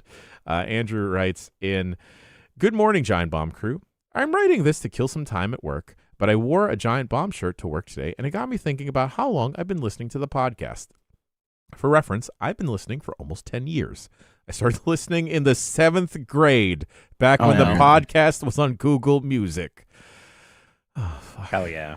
Do you guys ever think about how long the show/site has been running and how many people's lives you've impacted and get freaked out? I feel like I would. P.S. Curse you, Jan, for suggesting Deadlock on the podcast. The video game, not the wrestling podcast. Oh, shit. I'm holding you personally accountable for the 400 plus hours I've sank into the game since you guys talked about it on the podcast. Wish you guys the best. Andrew from Indiana. In my mind, there wasn't a Bombcast until about 2003, so it's Why is that, Mike? I'm joking. You said 2003. He meant 2023, I think. Oh, my joke was ruined. I was so funny. Damn You it. kind of fucked it up. What a loser. Is the joke? I suck. Is the joke that you were like unaware? No, the joke was like, until I was on it, I didn't care. That was He cares like, about it was, because everything's about. Oh. I'm a narcissist who makes everything about himself. Apparently, No, you're not, and that's why. Are you the joke mean didn't commenter land. all along, Mike? it was me. Are you Walter Crunk? It was But that's why it doesn't work, because you're not a selfish guy, Mike. I agree. I think it's an absurd thing that these people say. I try not to think about it too much because then I get into my own head and then I just think about the odd weight and influence that the show may have on people's lives. Yeah, it doesn't seem as long to me because it feels like I've had 3 different entire existences here between West Coast, East Coast, and remote and coming back. So it's like, to me, it just feels like a few years here, a few years here, a few years here. But like ultimately, it's like, well, shit, I started here in like summer of 2014. So it's like, I guess that has been a long fucking time. Mm-hmm. Yeah, it's one of the more I think about it, the more deeper into a hole I fall into because like emailer here, I started listening to the Bombcast when I was in high school, and I'm here now, which is weird. Oh yeah, that's weird. Do you guys ever have an existential crisis about your presence on the internet and how it affects other people? No. Occasionally. I think it's neat. That's kind of all I know now. Yeah, attitude, Mikey, for sure. Mike, do you I like think when there are people people think out about there me. that also share your fear of apples that now feel represented? I think it's come up at least one, maybe only one time, which is like, man, only once, huh? Yeah, no, that tracks. I think. Yeah, I might still be a little bit of a lonely freak in that Outlier. Yeah. I had a crazy realization that like with moving around so much for GB stuff over the years, I'm coming up on 3 years of living in this house, and that will be the longest I have lived in any one spot since high school living at my parents' house. Wow, that's since wild. since Yeah. 2002, I have never lived in any place Oh, for that over sounds 3 years. exhausting. Oh, It has that been moving. nonstop moving. Oh Yes. my gosh, I'd hate that. Yeah, it's a lot. And like not just like down the road or different place in town, but like different states and cities, country, and shit. all over the place. Gosh. Yeah. So Oh, yeah, I'm gonna yeah, stay yeah. here for a while. Yeah, do that. Be smart. Yes. So I know where to find you. Fuck. Yeah, Mikey is like slowly putting his Grimace costume back on. Finish the job. It's like Venom just taking over, coming out of his It'd be skin. a really good bit, Mike, if somehow you made it so it comes out of this door right now. If Grimace comes out right now. Surprise! All right, moving on along. Travis and Fargo writes in with 5 questions. I choose one of them. If you want to get your emails read on the show, come up with a fun little gimmick. Travis writes in, I got my kids a Switch 2 as a start of the summer break gift, and I'm giving them this Friday. What are your current feelings about the Switch 2 and any advice for a new Switch 2 owner? Do you have any tips or tricks on gaming with both a Switch 1 and 2 in the household? Grazie. Got to get those kids started on Welcome Tour. They can't touch anything on there until they get they pass all the tests and welcome. Won't know how to use it. Yeah. Well, I mean, you may as well. It must come for free with that console, right? Oh yeah, I'm sure by now, right? Yeah. Oh boy, that stupid thing. Hey, I kind of like it. My thing with the kids and Switch 2 and managing multiple systems is it did get a little bit easier and a little bit more annoying with the sharing virtual games. If you that's the way you're doing it. I guess a lot of people still do physical games, but if you have any digital games that you're trying to lend to someone, it is so annoying when you go to play your own game and because they have the Switch lost somewhere in the house, turned off, not connected to the internet, they're like, well, we just can't contact that thing and get your game back from them. So just make sure that you have a spot where they know they have to return it to so that it's well taken care of and you can get to that thing when you need it. Because it is super annoying not being able to play your own game because of that. So few hardware, so few companies have that figured out as far as sharing within a household. So it's if you don't want to buy 2 copies, like 007 is a great example. Me and Bonk both just played through it, and we're playing around the same time. So it's okay, so she's logged into my Steam account upstairs, but she has to, after she launches it, make sure that computer never touches the internet. Yes. So if it touches the internet at all, then it's a save file thing. One of us loses our save file, and so you always have to think about that. No one's ever made it seamless. It sucks. Nope. Fantastic. Any other Switch 2? Have y'all picked up any accessories you like or not an accessories? I have to have a little charging station thing or a charging dock, not a dock for capturing it, but just something to put on my nightstand where it's charging and that official Nintendo one I think I got or whatever is beefy enough. I bought a really cheap one at first, thinking why spend money on this? And then it was so unstable and wouldn't stand still that it was basically worthless. Okay.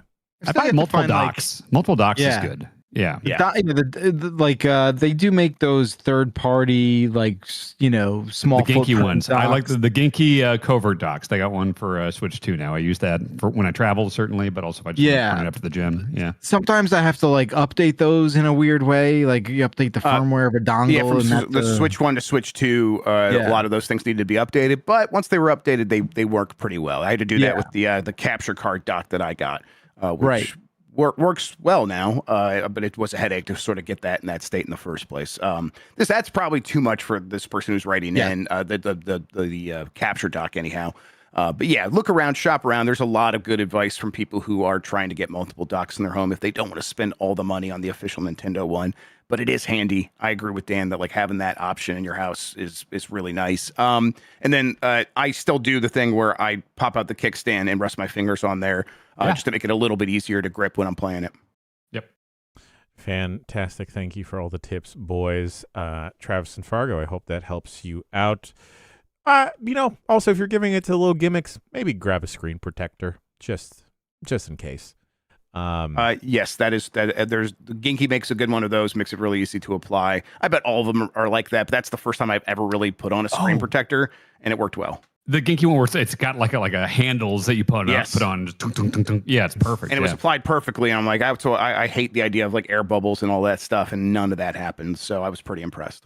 I've always liked Genki stuff for Switch. They make really solid stuff. They have capture cards now that are really lightweight. Oh, cool. Yeah, the covert dock stuff. They're great. I might check the capture card out. Andrew in Rochester, Minnesota writes in, "Hey, Bomb Crew. This question might be specifically for Dan. Recently, you guys talked about California accents. Send it! And I started thinking about Minnesota accents. Since I've lived here my whole life, I'm sure that I have some sort of accent, but I never notice it. However, when traveling, people have told me they notice an accent. There are also times where I will hear local radio ads and the person talking sounds like they have a very recognizable accent to me. That said, it made me wonder. I know Dan has previously lived in Minnesota, but now that he has planted his roots a bit more firmly, has he picked up any sort of Minnesotan accent, or had someone tell him that he does? From the places in Minnesota he's been to, does Dan notice a lot more stereotypical Minnesotan accents, like having the long O's? Thanks for the memories and happy Malo. You know. Shouts out to the Giant Bomb Facebook group. Best wishes, continued success. Andrew, Rochester, Minnesota. Most I noticed it was when I first came up to Game Informer, because it's like a lot of people like came from elsewhere to move here for Game Informer, but then you had guys like Tim Turry and Ben Hansen who were like dyed in the wool Minnesota guys. Especially Tim Turry might be the most Minnesotan man ever, and so it's like the double O thing. It's brum, it's room, it's roof. It's never like I say broom, room, roof. You know, like it's that room here. So yeah, I definitely noticed it. I'm more used to it now, but I don't think I picked up any of it. I don't think I sound you don't have any of that. No way. I think you still have a very faint, lingering Southern thing. Like Kansas is not the South. Yeah, what? Okay, fine, sure. They fought for the North in the Civil War. That's fine, cool. I do think you have a Kansas thing. Waiting, Kansas is cool. I'm not saying Kansas is cool. I'm saying it's cool that we fought for the North. I guess. I don't know. People are not. Whenever people say South, they don't go, "Oh, exclusively the Civil War." That's what we're always talking about. I know, but Kansas. No one can. Kansas is. That's. Something like someone that calls this like flyover states would say. Like anyone from the like Grubb, Mina, you're from the Midwest. Do you consider Kansas the South? Right. I would never. Yeah, now, maybe a teensiest bit, maybe. I don't know. It's fine. It doesn't matter. That's not what I'm talking about. I'm talking about your accent. I'm not talking about North. You think I sound Southern? I think you sound Ohio's the North. Kansas-y. Ohio's the North, but there are a lot of people with Southern accents in Ohio. And yeah, I think you. Yeah, go. Yeah, it's that sort of thing where yes, but. Maybe I don't really notice in Dan. Like, do you have an example, Bakalar, of like Dan's like lingering Southern stuff? Because that would no. Again, if we want to just call it like a Kansas, I just hear that a little bit, obviously more than I hear anything. It's the way he calls us darling all the time, right? Yeah. Darling, and he's always passing me sweet tea when I see it. I keep getting the vapors. Yeah. I think it's that like diapers. Did you get over getting the consumption? Yeah. Constantly worried about the peach crop. That I just hear that, but it's not prominent by any stretch. Like I don't think it's like the hallmark of your dialect for sure. Yeah, I never considered myself having any kind of like strong accent or anything. I mean, my voice has changed dramatically. I mean, look up the Twisted Metal replay from 2010. Since the surgery? Seriously? Yes. I'm dead serious, really? Man. I said it at the time. Yeah. Man. Yes. 2 years ago? So from man, they changed your holes. They did change my holes. Put another hole in a flute. It's going to sound different. I'm probably going to have to get it again this year. We'll see if it changes very again. Different. Wait, does his voice get higher or lower? I can maybe use some holes. I think it got a little gruffer. I think it got a little. Really? Yeah. I could see it be a little gruffer. I might be getting it again this summer. 4 holes. I mean, this is such an easy experiment to do for yourself at home. Go listen to a thing from like 5 years ago. And listen to it now. It's not better. It's not worse. It's just different. Interesting. So like so like a 2023 or early 2024 Bombcast versus late 2024. Well, I would do 5 years ago to really have it be pronounced. Sure. Yeah. Yeah, the early like Game Informer stuff, if you those early replays, I am just a different human being there. It's insane. Yeah. I think for the most part you do have like a non-regional dialect. I think but I do hear like what I consider whatever in my theater of my mind as a Kansas accent, I think comes out very, very rarely. And again, not in like a prominent way. I think certain words, I've seen people talk about how I say like multiplayer. Like I say multiplayer. And it's like, I think some people say multiplayer, which makes sense. That's an I, but also like, oh yeah, when you're playing multiplayer. Certain words like that. I never noticed that. Yeah, I've seen people in like comments mention that before. Yeah. Okay. Or like for FOR, I'll say like fur, like almost like an FER. It's like, oh yeah, really? I use that for this. Yeah. Oh, I'm learning a lot. All right. It's just comments I've seen. Yeah. It's not like our job is talking to each other for a living, you know. Yeah, we use our mouths. For the birds. All right. 2 more emails, and then we'll give the podcast will become another podcast for. Wait, real quick, I want to hear if Dan can you do a Minnesota? Can you do like a don't you know kind of thing? Can you do that's that? Like a Fargo. That's more like a North. Like I just think like, oh yeah, Minnesota. You know, oh yeah. There's like, oh yeah. Sure. Yeah, the roof. Oh yeah, I swept it with the broom. That type of thing. Yeah, sure. Mm-hmm. Well, the critters get in there. Yeah, sure. Mm-hmm. Yeah. Like, oh man, I always thought it was crazy that Tim would always say like, oh yeah, I'll borrow that to you. Oh, and it's like, no, you lend it to me. I'm borrowing it. Yeah. Do you guys have a U.S. regional accent you do enjoy hearing? I like hearing Memphis accents. Anyone who sounds different than me is awful. No, yeah. I like New York accents and Southern accents. I like them all. They're fun. I think I hate them all.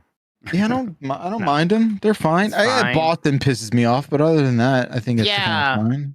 Yeah, I think there's nothing more exotic than a pretty lady with a really strong Boston accent. That's so weird.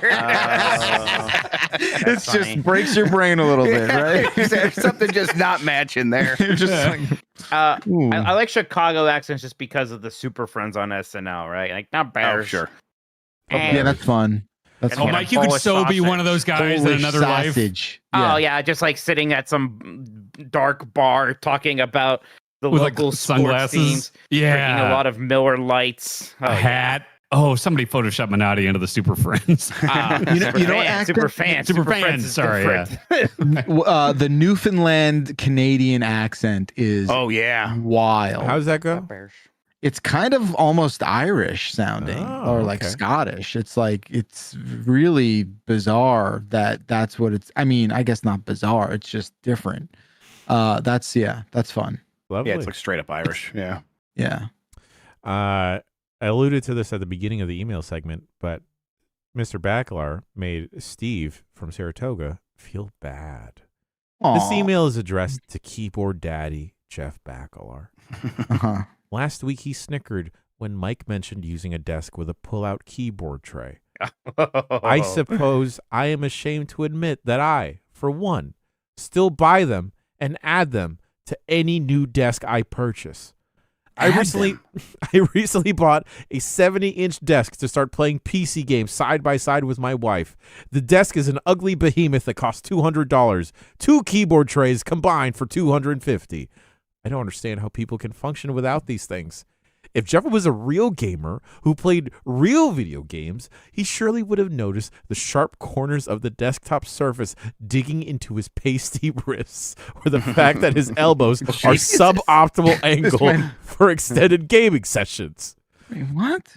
Perhaps if Jeff knew that keyboards could be used as input devices for video games, he would realize how high he has to raise his chair to correct his ergonomics. We're going scorched earth. Holy shit. Even raising the chair presents the problem of lowering the screens relative to your field of view, and not all monitors are Alienwares with adjustable heights.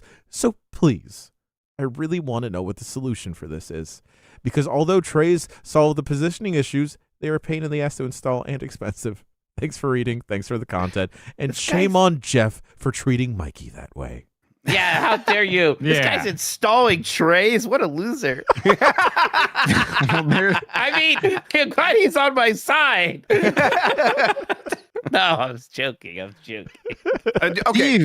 Steve, you're... Fuck you, man. Like, wow, that's my buddy Steve you're talking about there. First of all, it's about time someone really gave it to me. It feels good. It feels good to be alive. I forgot what that feeling is like. Oh, I protect you guys from some emails. Yeah, it's fucking insane that you think adding a keyboard tray is less convenient than lowering the monitor with a stand. Like, that's insane to me.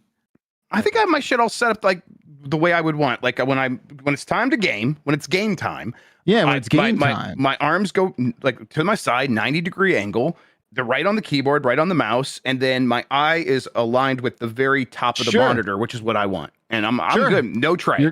No tray. I mean, also your eyes are way higher than mine. My eyes are like at the middle of my monitor because of the tray. It's called preference. Back.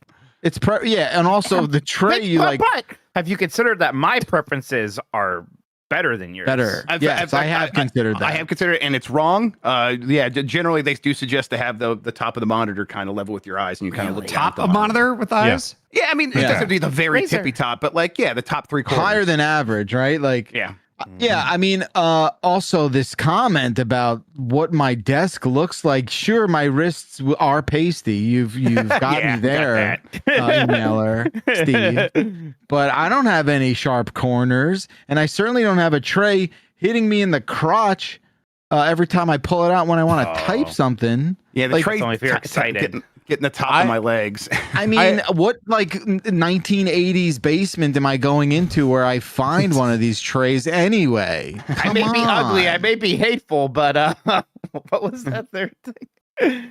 I don't know.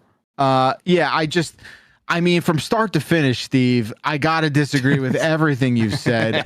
No points for you whatsoever. Steve, give him the pace. Do you use like a wrist guard at all for like your keyboard and mouse? Like, I feel like that helps out with sharp edges.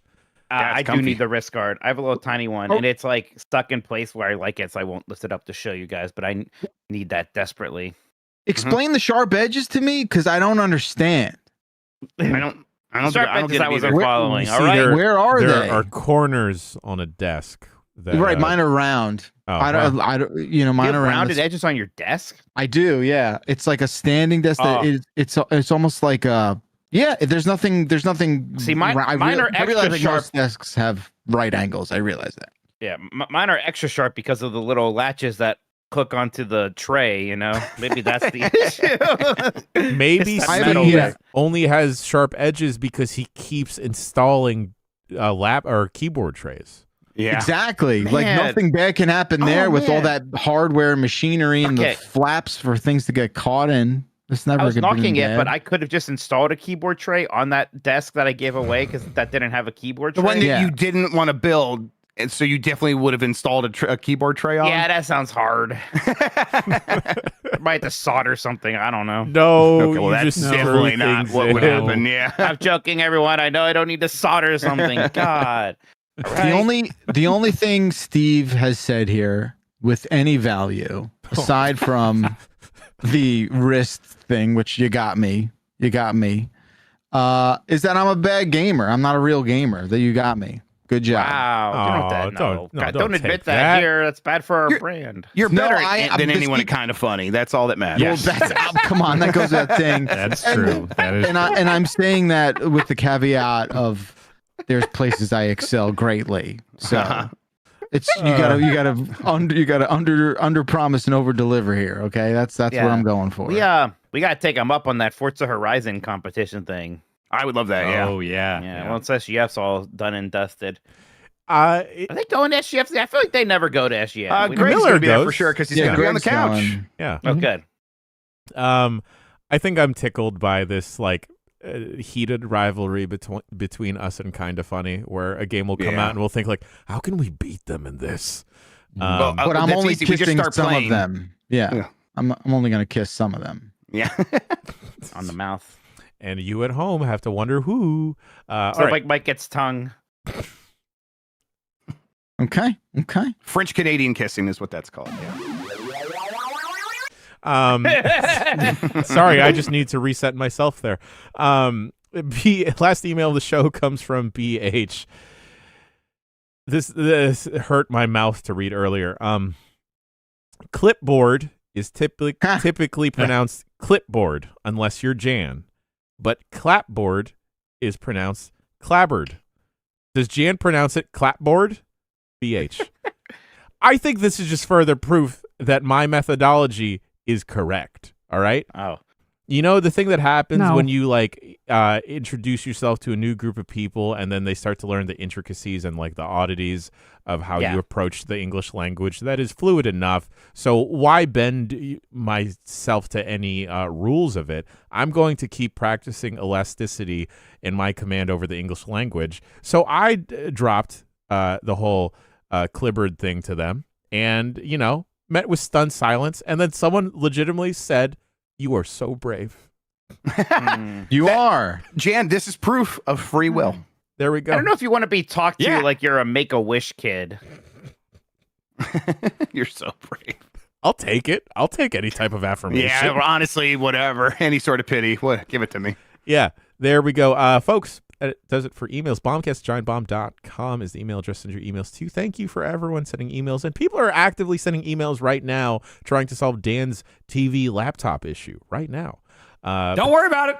I'll get it fixed. It's a whole deal. It's HDMI handshakes. But once the Steam machine's out, everything's good. Chef Grubb, I think it's time for the podcast within a podcast.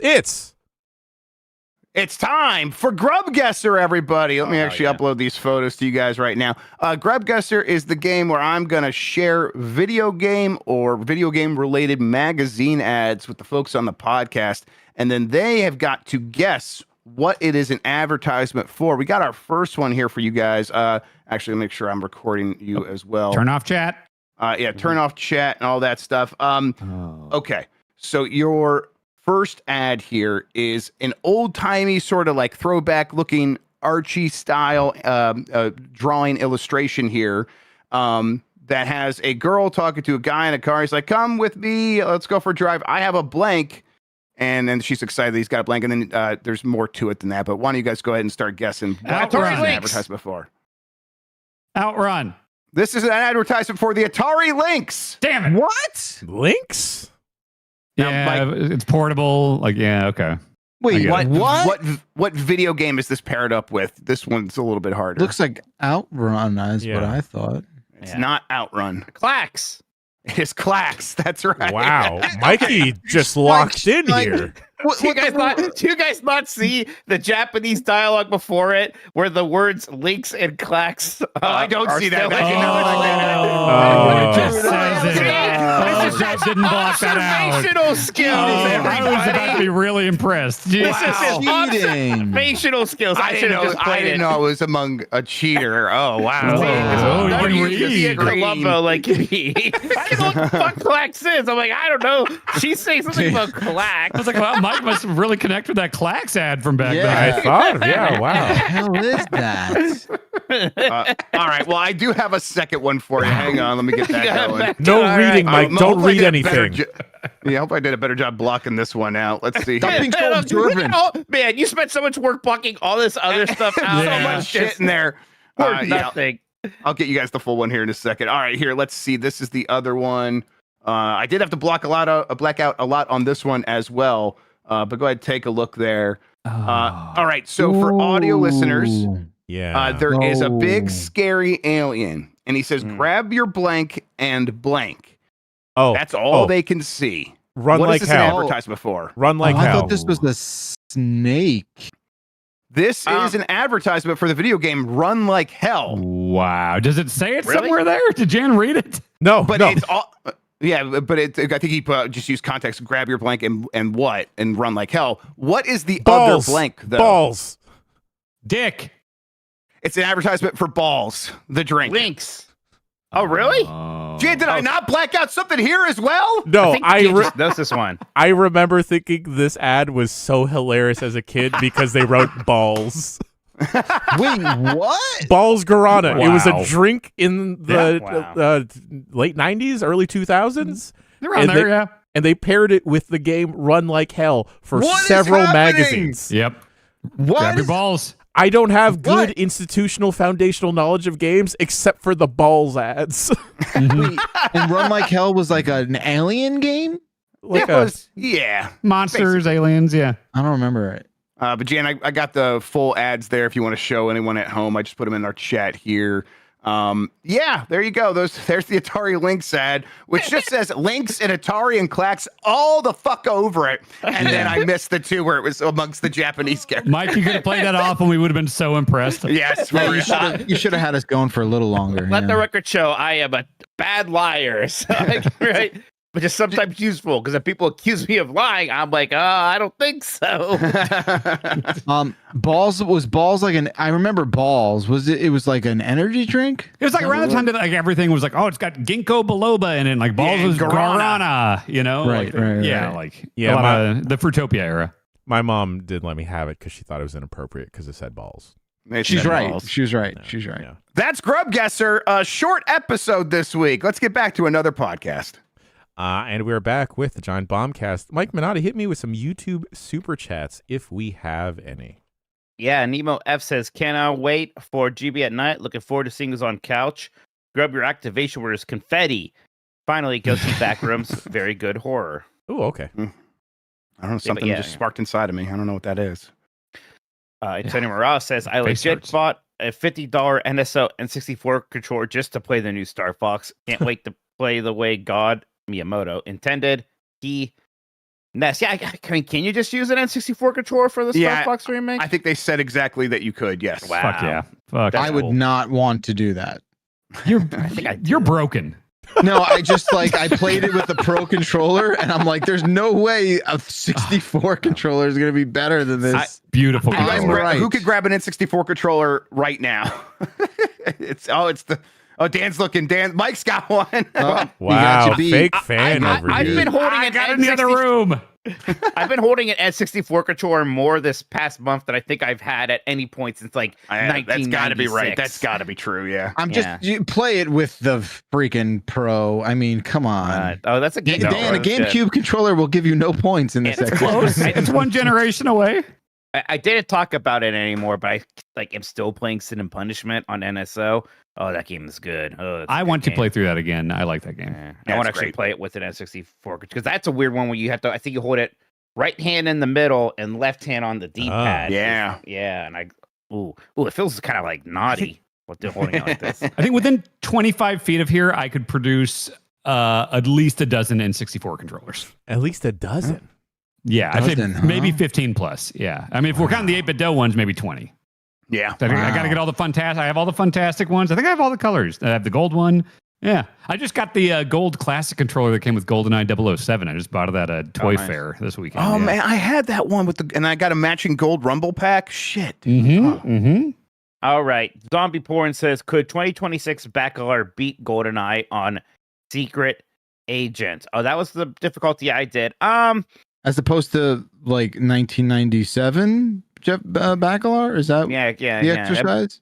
Yeah, I mean, have you played much of the GoldenEye campaign? Multiplayer. I never played the single player. I'll tell you what, it will it's take me a while. Yeah, I'll eventually I could. I'm not gonna do it. Yeah, but if your life depended on you had if a month to do it, I'm sure you would. I'm sure I could. Mike M's Bot Army says, Dan will never beat Space A, so thank you, Mike, for doing Blade Club on your own time. GoldenEye really looked like shit. Yeah, a lot of my viewers, I think, ended up thinking less of GoldenEye than even I did, right? By the time it was Mike, did you find some of the people watching your streams, had they also played GoldenEye in the past, or just didn't have any experience with it? A lot of them had some experience with it. There weren't a ton of defenders in my chat. Dan was the big one. I watched all of that, and I kept thinking, okay, do I really believe this, or am I just saying this to get Mike worked up? And I was like, no, I do think it's the best FPS of all time. That part is still wild. There's clearly a few. Trust me, it's caused marital strife in this house. Yeah. Yes. I mean, how can you actually think it's better than Titanfall 2? Come on. It is. Why? No. It was just doing more. At the time, you gotta put yourself in 1997. Stop putting myself in 1997. It's 20. I'm always putting myself in 1997. Yeah, I can tell. Next up is Alex Gogo. Computer. It's worse now. This is about the new AI computer sequel. Oh, Computer 2. Oh, wow. Okay. Yeah. Okay, I like it. Computer 2. Vivia Tonga says, off work today thanks to bad constipation. What a day for Mikey's face and not be on my bum. What? 365 days is still good odds for merch ideas to work out. Damn. All right, moving along. Oh, I get it. You want a merch thing. You want my face on your butt. Man, I was just looking at some more shorts to buy from Roosevelt's because I got Tailspin shorts from them because they did a Disney Afternoon collection. Cute. And they're pretty comfortable. So I was thinking about buying some more, and they have some Land Before Time shorts, and I might buy Land Before Time shorts and wear them. Should stop myself. Do they have tree stars on them? I think they do have quite a lot of tree stars on them, actually. Hell yeah, dog. There's that. There's a Sonic. There's a bunch of Sonic ones, all sorts of Sonic ones. And then an Admiral Akbar comic book style one of different things of him saying it's a trap. I might get that one as well. Can we just do that with your face instead? And it's just Mike saying it's a trap a bunch, and that'll be our merch. That people put on their that'd be good. It should say doggy style though. Let's be honest. Yeah, I guess it should. It should just be a blank speech bubble, and the folks at home, can write in what you want. It comes whenever they yeah. I like that.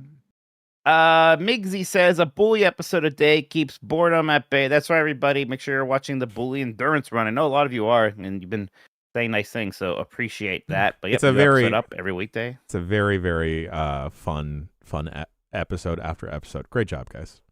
Yeah, thanks.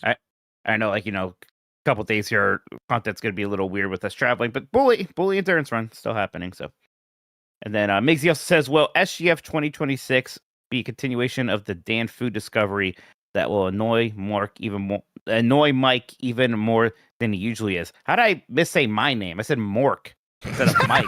Mike and Mork. All right, you're Mork now. You're Mork now. You are fucking Mork. Yeah. Oh, hi, man. Mork. We're gonna retire the Mitch jersey. You're now Mork. Great.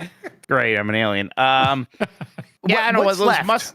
was mustard last time. Yeah, I'm pretty normal now. Like, no, there's. How dare you say that? Can we get Bonk on the phone? What's left? I mean, food stuff. Honestly. Well, there was a whole salt thing last week or 2 weeks Look, ago. no. There's a different thing here. We're talking. There's me tasting and trying foods, and me understanding foods. These are two different conversations. If we're talking me trying foods, pretty much all of the things, ketchup, mustard, onion salads, all this shit, mayo. Are you still scared of fermentation?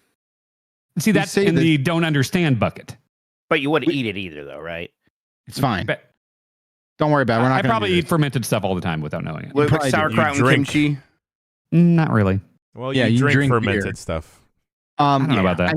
So look, like we're look at us a year removed from the mustard scandal, and we're like, it'll never happen again. We're fucking idiots. Of course it's gonna happen again. You kidding me? If history is any indicator, the odds are in the favor of something happening. I put mustard on a Costco dog last week. I'm proud of you, Dan. Thank you. I remember that being the talk of the town in this little tent at SGF. I now associate that place with mustard. Yep. True. Yeah.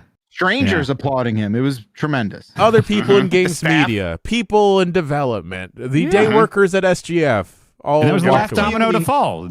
Keeley himself came over and graced you. It was really Keeley did come in during that. He did what that Grandpa Simpson well, I'm out of here. The GB guys are here. Fuck. Yeah, never mind. All right, that boy Jerry says need a feature of Jan playing Run Like Hell ASAP. Jan like hell. While consuming 9 balls per every 9 minutes. And let's get me a walking pad also, so I have to be walking the whole time. I like it. Okay. What is that game like? I feel like I don't know much about it. It reminds me of MDK in my head. My mind goes to Apocalypse with Bruce Willis. I don't know why it's not. Yeah. Okay. Run Like Hell was more like PS2 era, right? Yeah. Kind of like MDK. MDK's all right. MDK 2 is okay.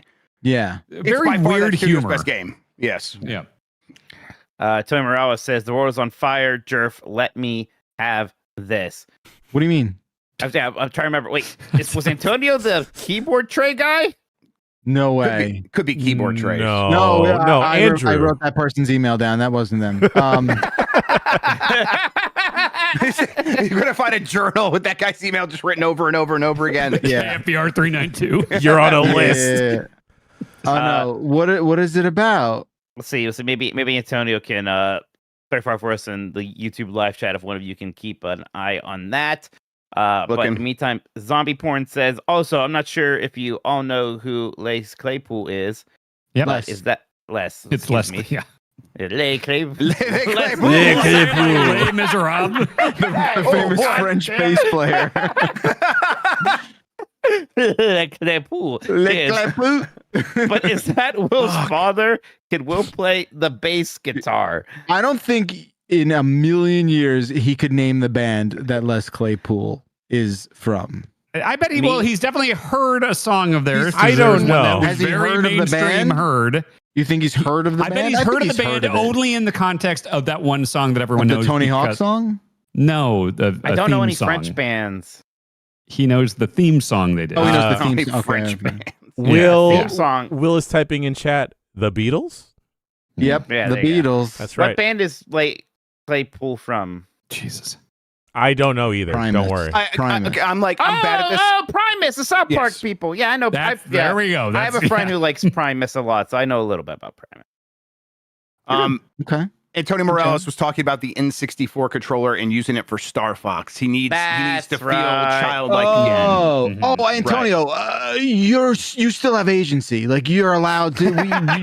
You don't have to do what we say. He says that, but when I try to use bad. it, Bakalar shows up my house and slaps me on the wrist. So right out of his. Yeah, stop that, you dumbass. It's No, really Antonio. adding up too, Grubb.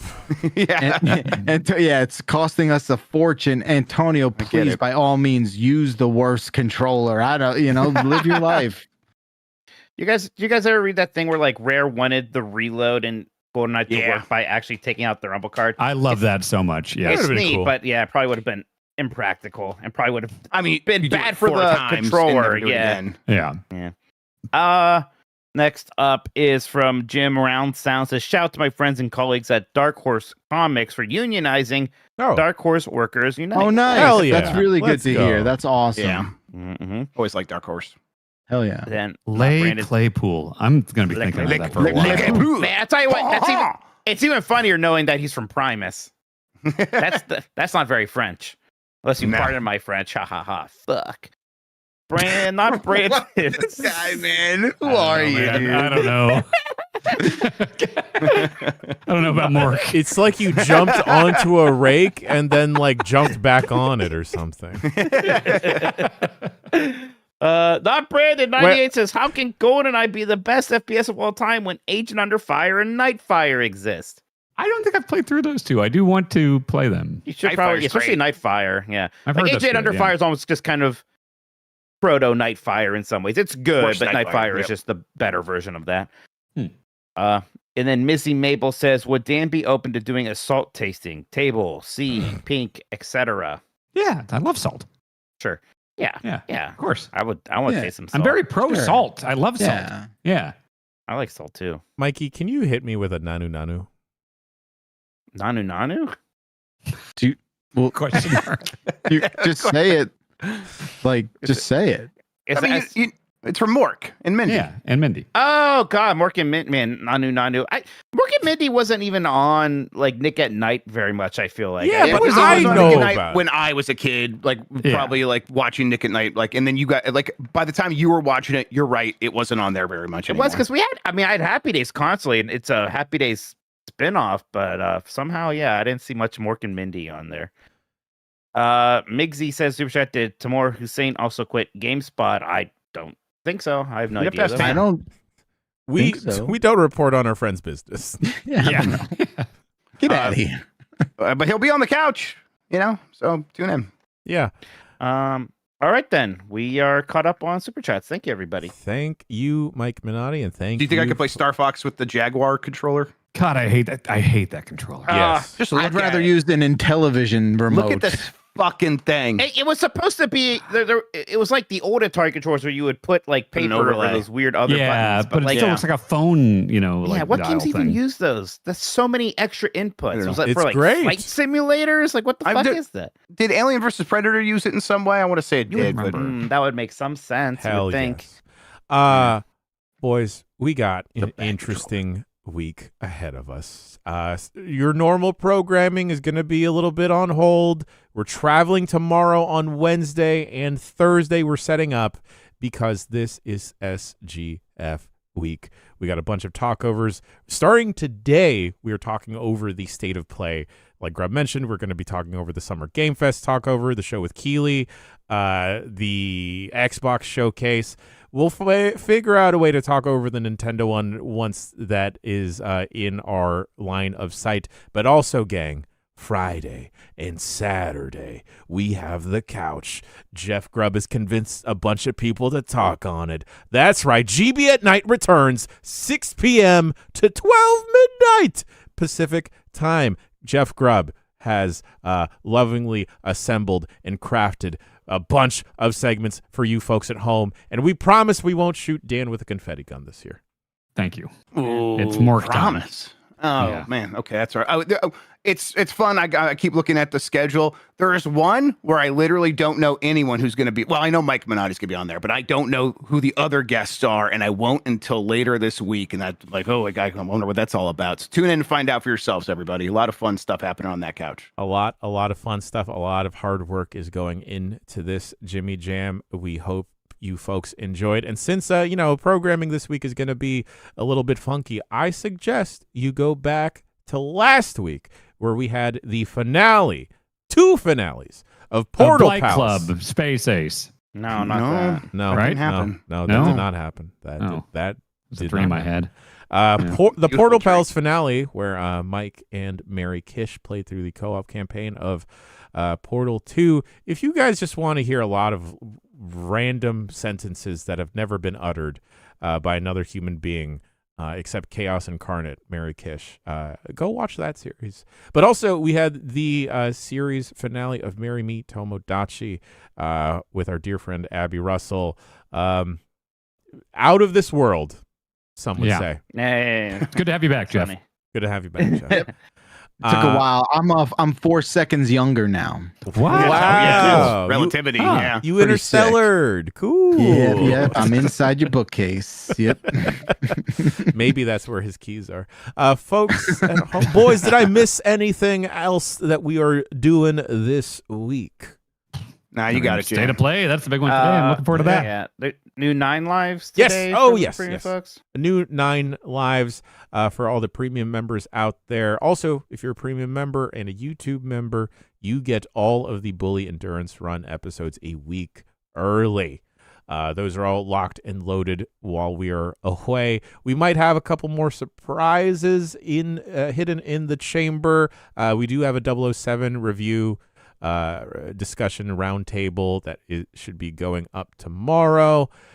Gang, can't wait to see y'all in Los Angeles. Oh, wow. Hell yeah. Let's Safe get to travels, work. everyone. Yeah. Safe travels. Friends of the show, friends of the website, can't wait to see y'all as well. Gang, we'll see you next week for another episode of the Giant Bombcast. Until then, we'll see you at Summer Game Fest. He's been Jeff, he's been Mike, he's been Dan, I've been Jan. Shouts out to Will, shouts out to Chuck, shouts out to Sean, Turbo Sean McDowell for everything. We'll see you next week for another episode of the Giant Bombcast. Until then, goodbye. Happy Pride.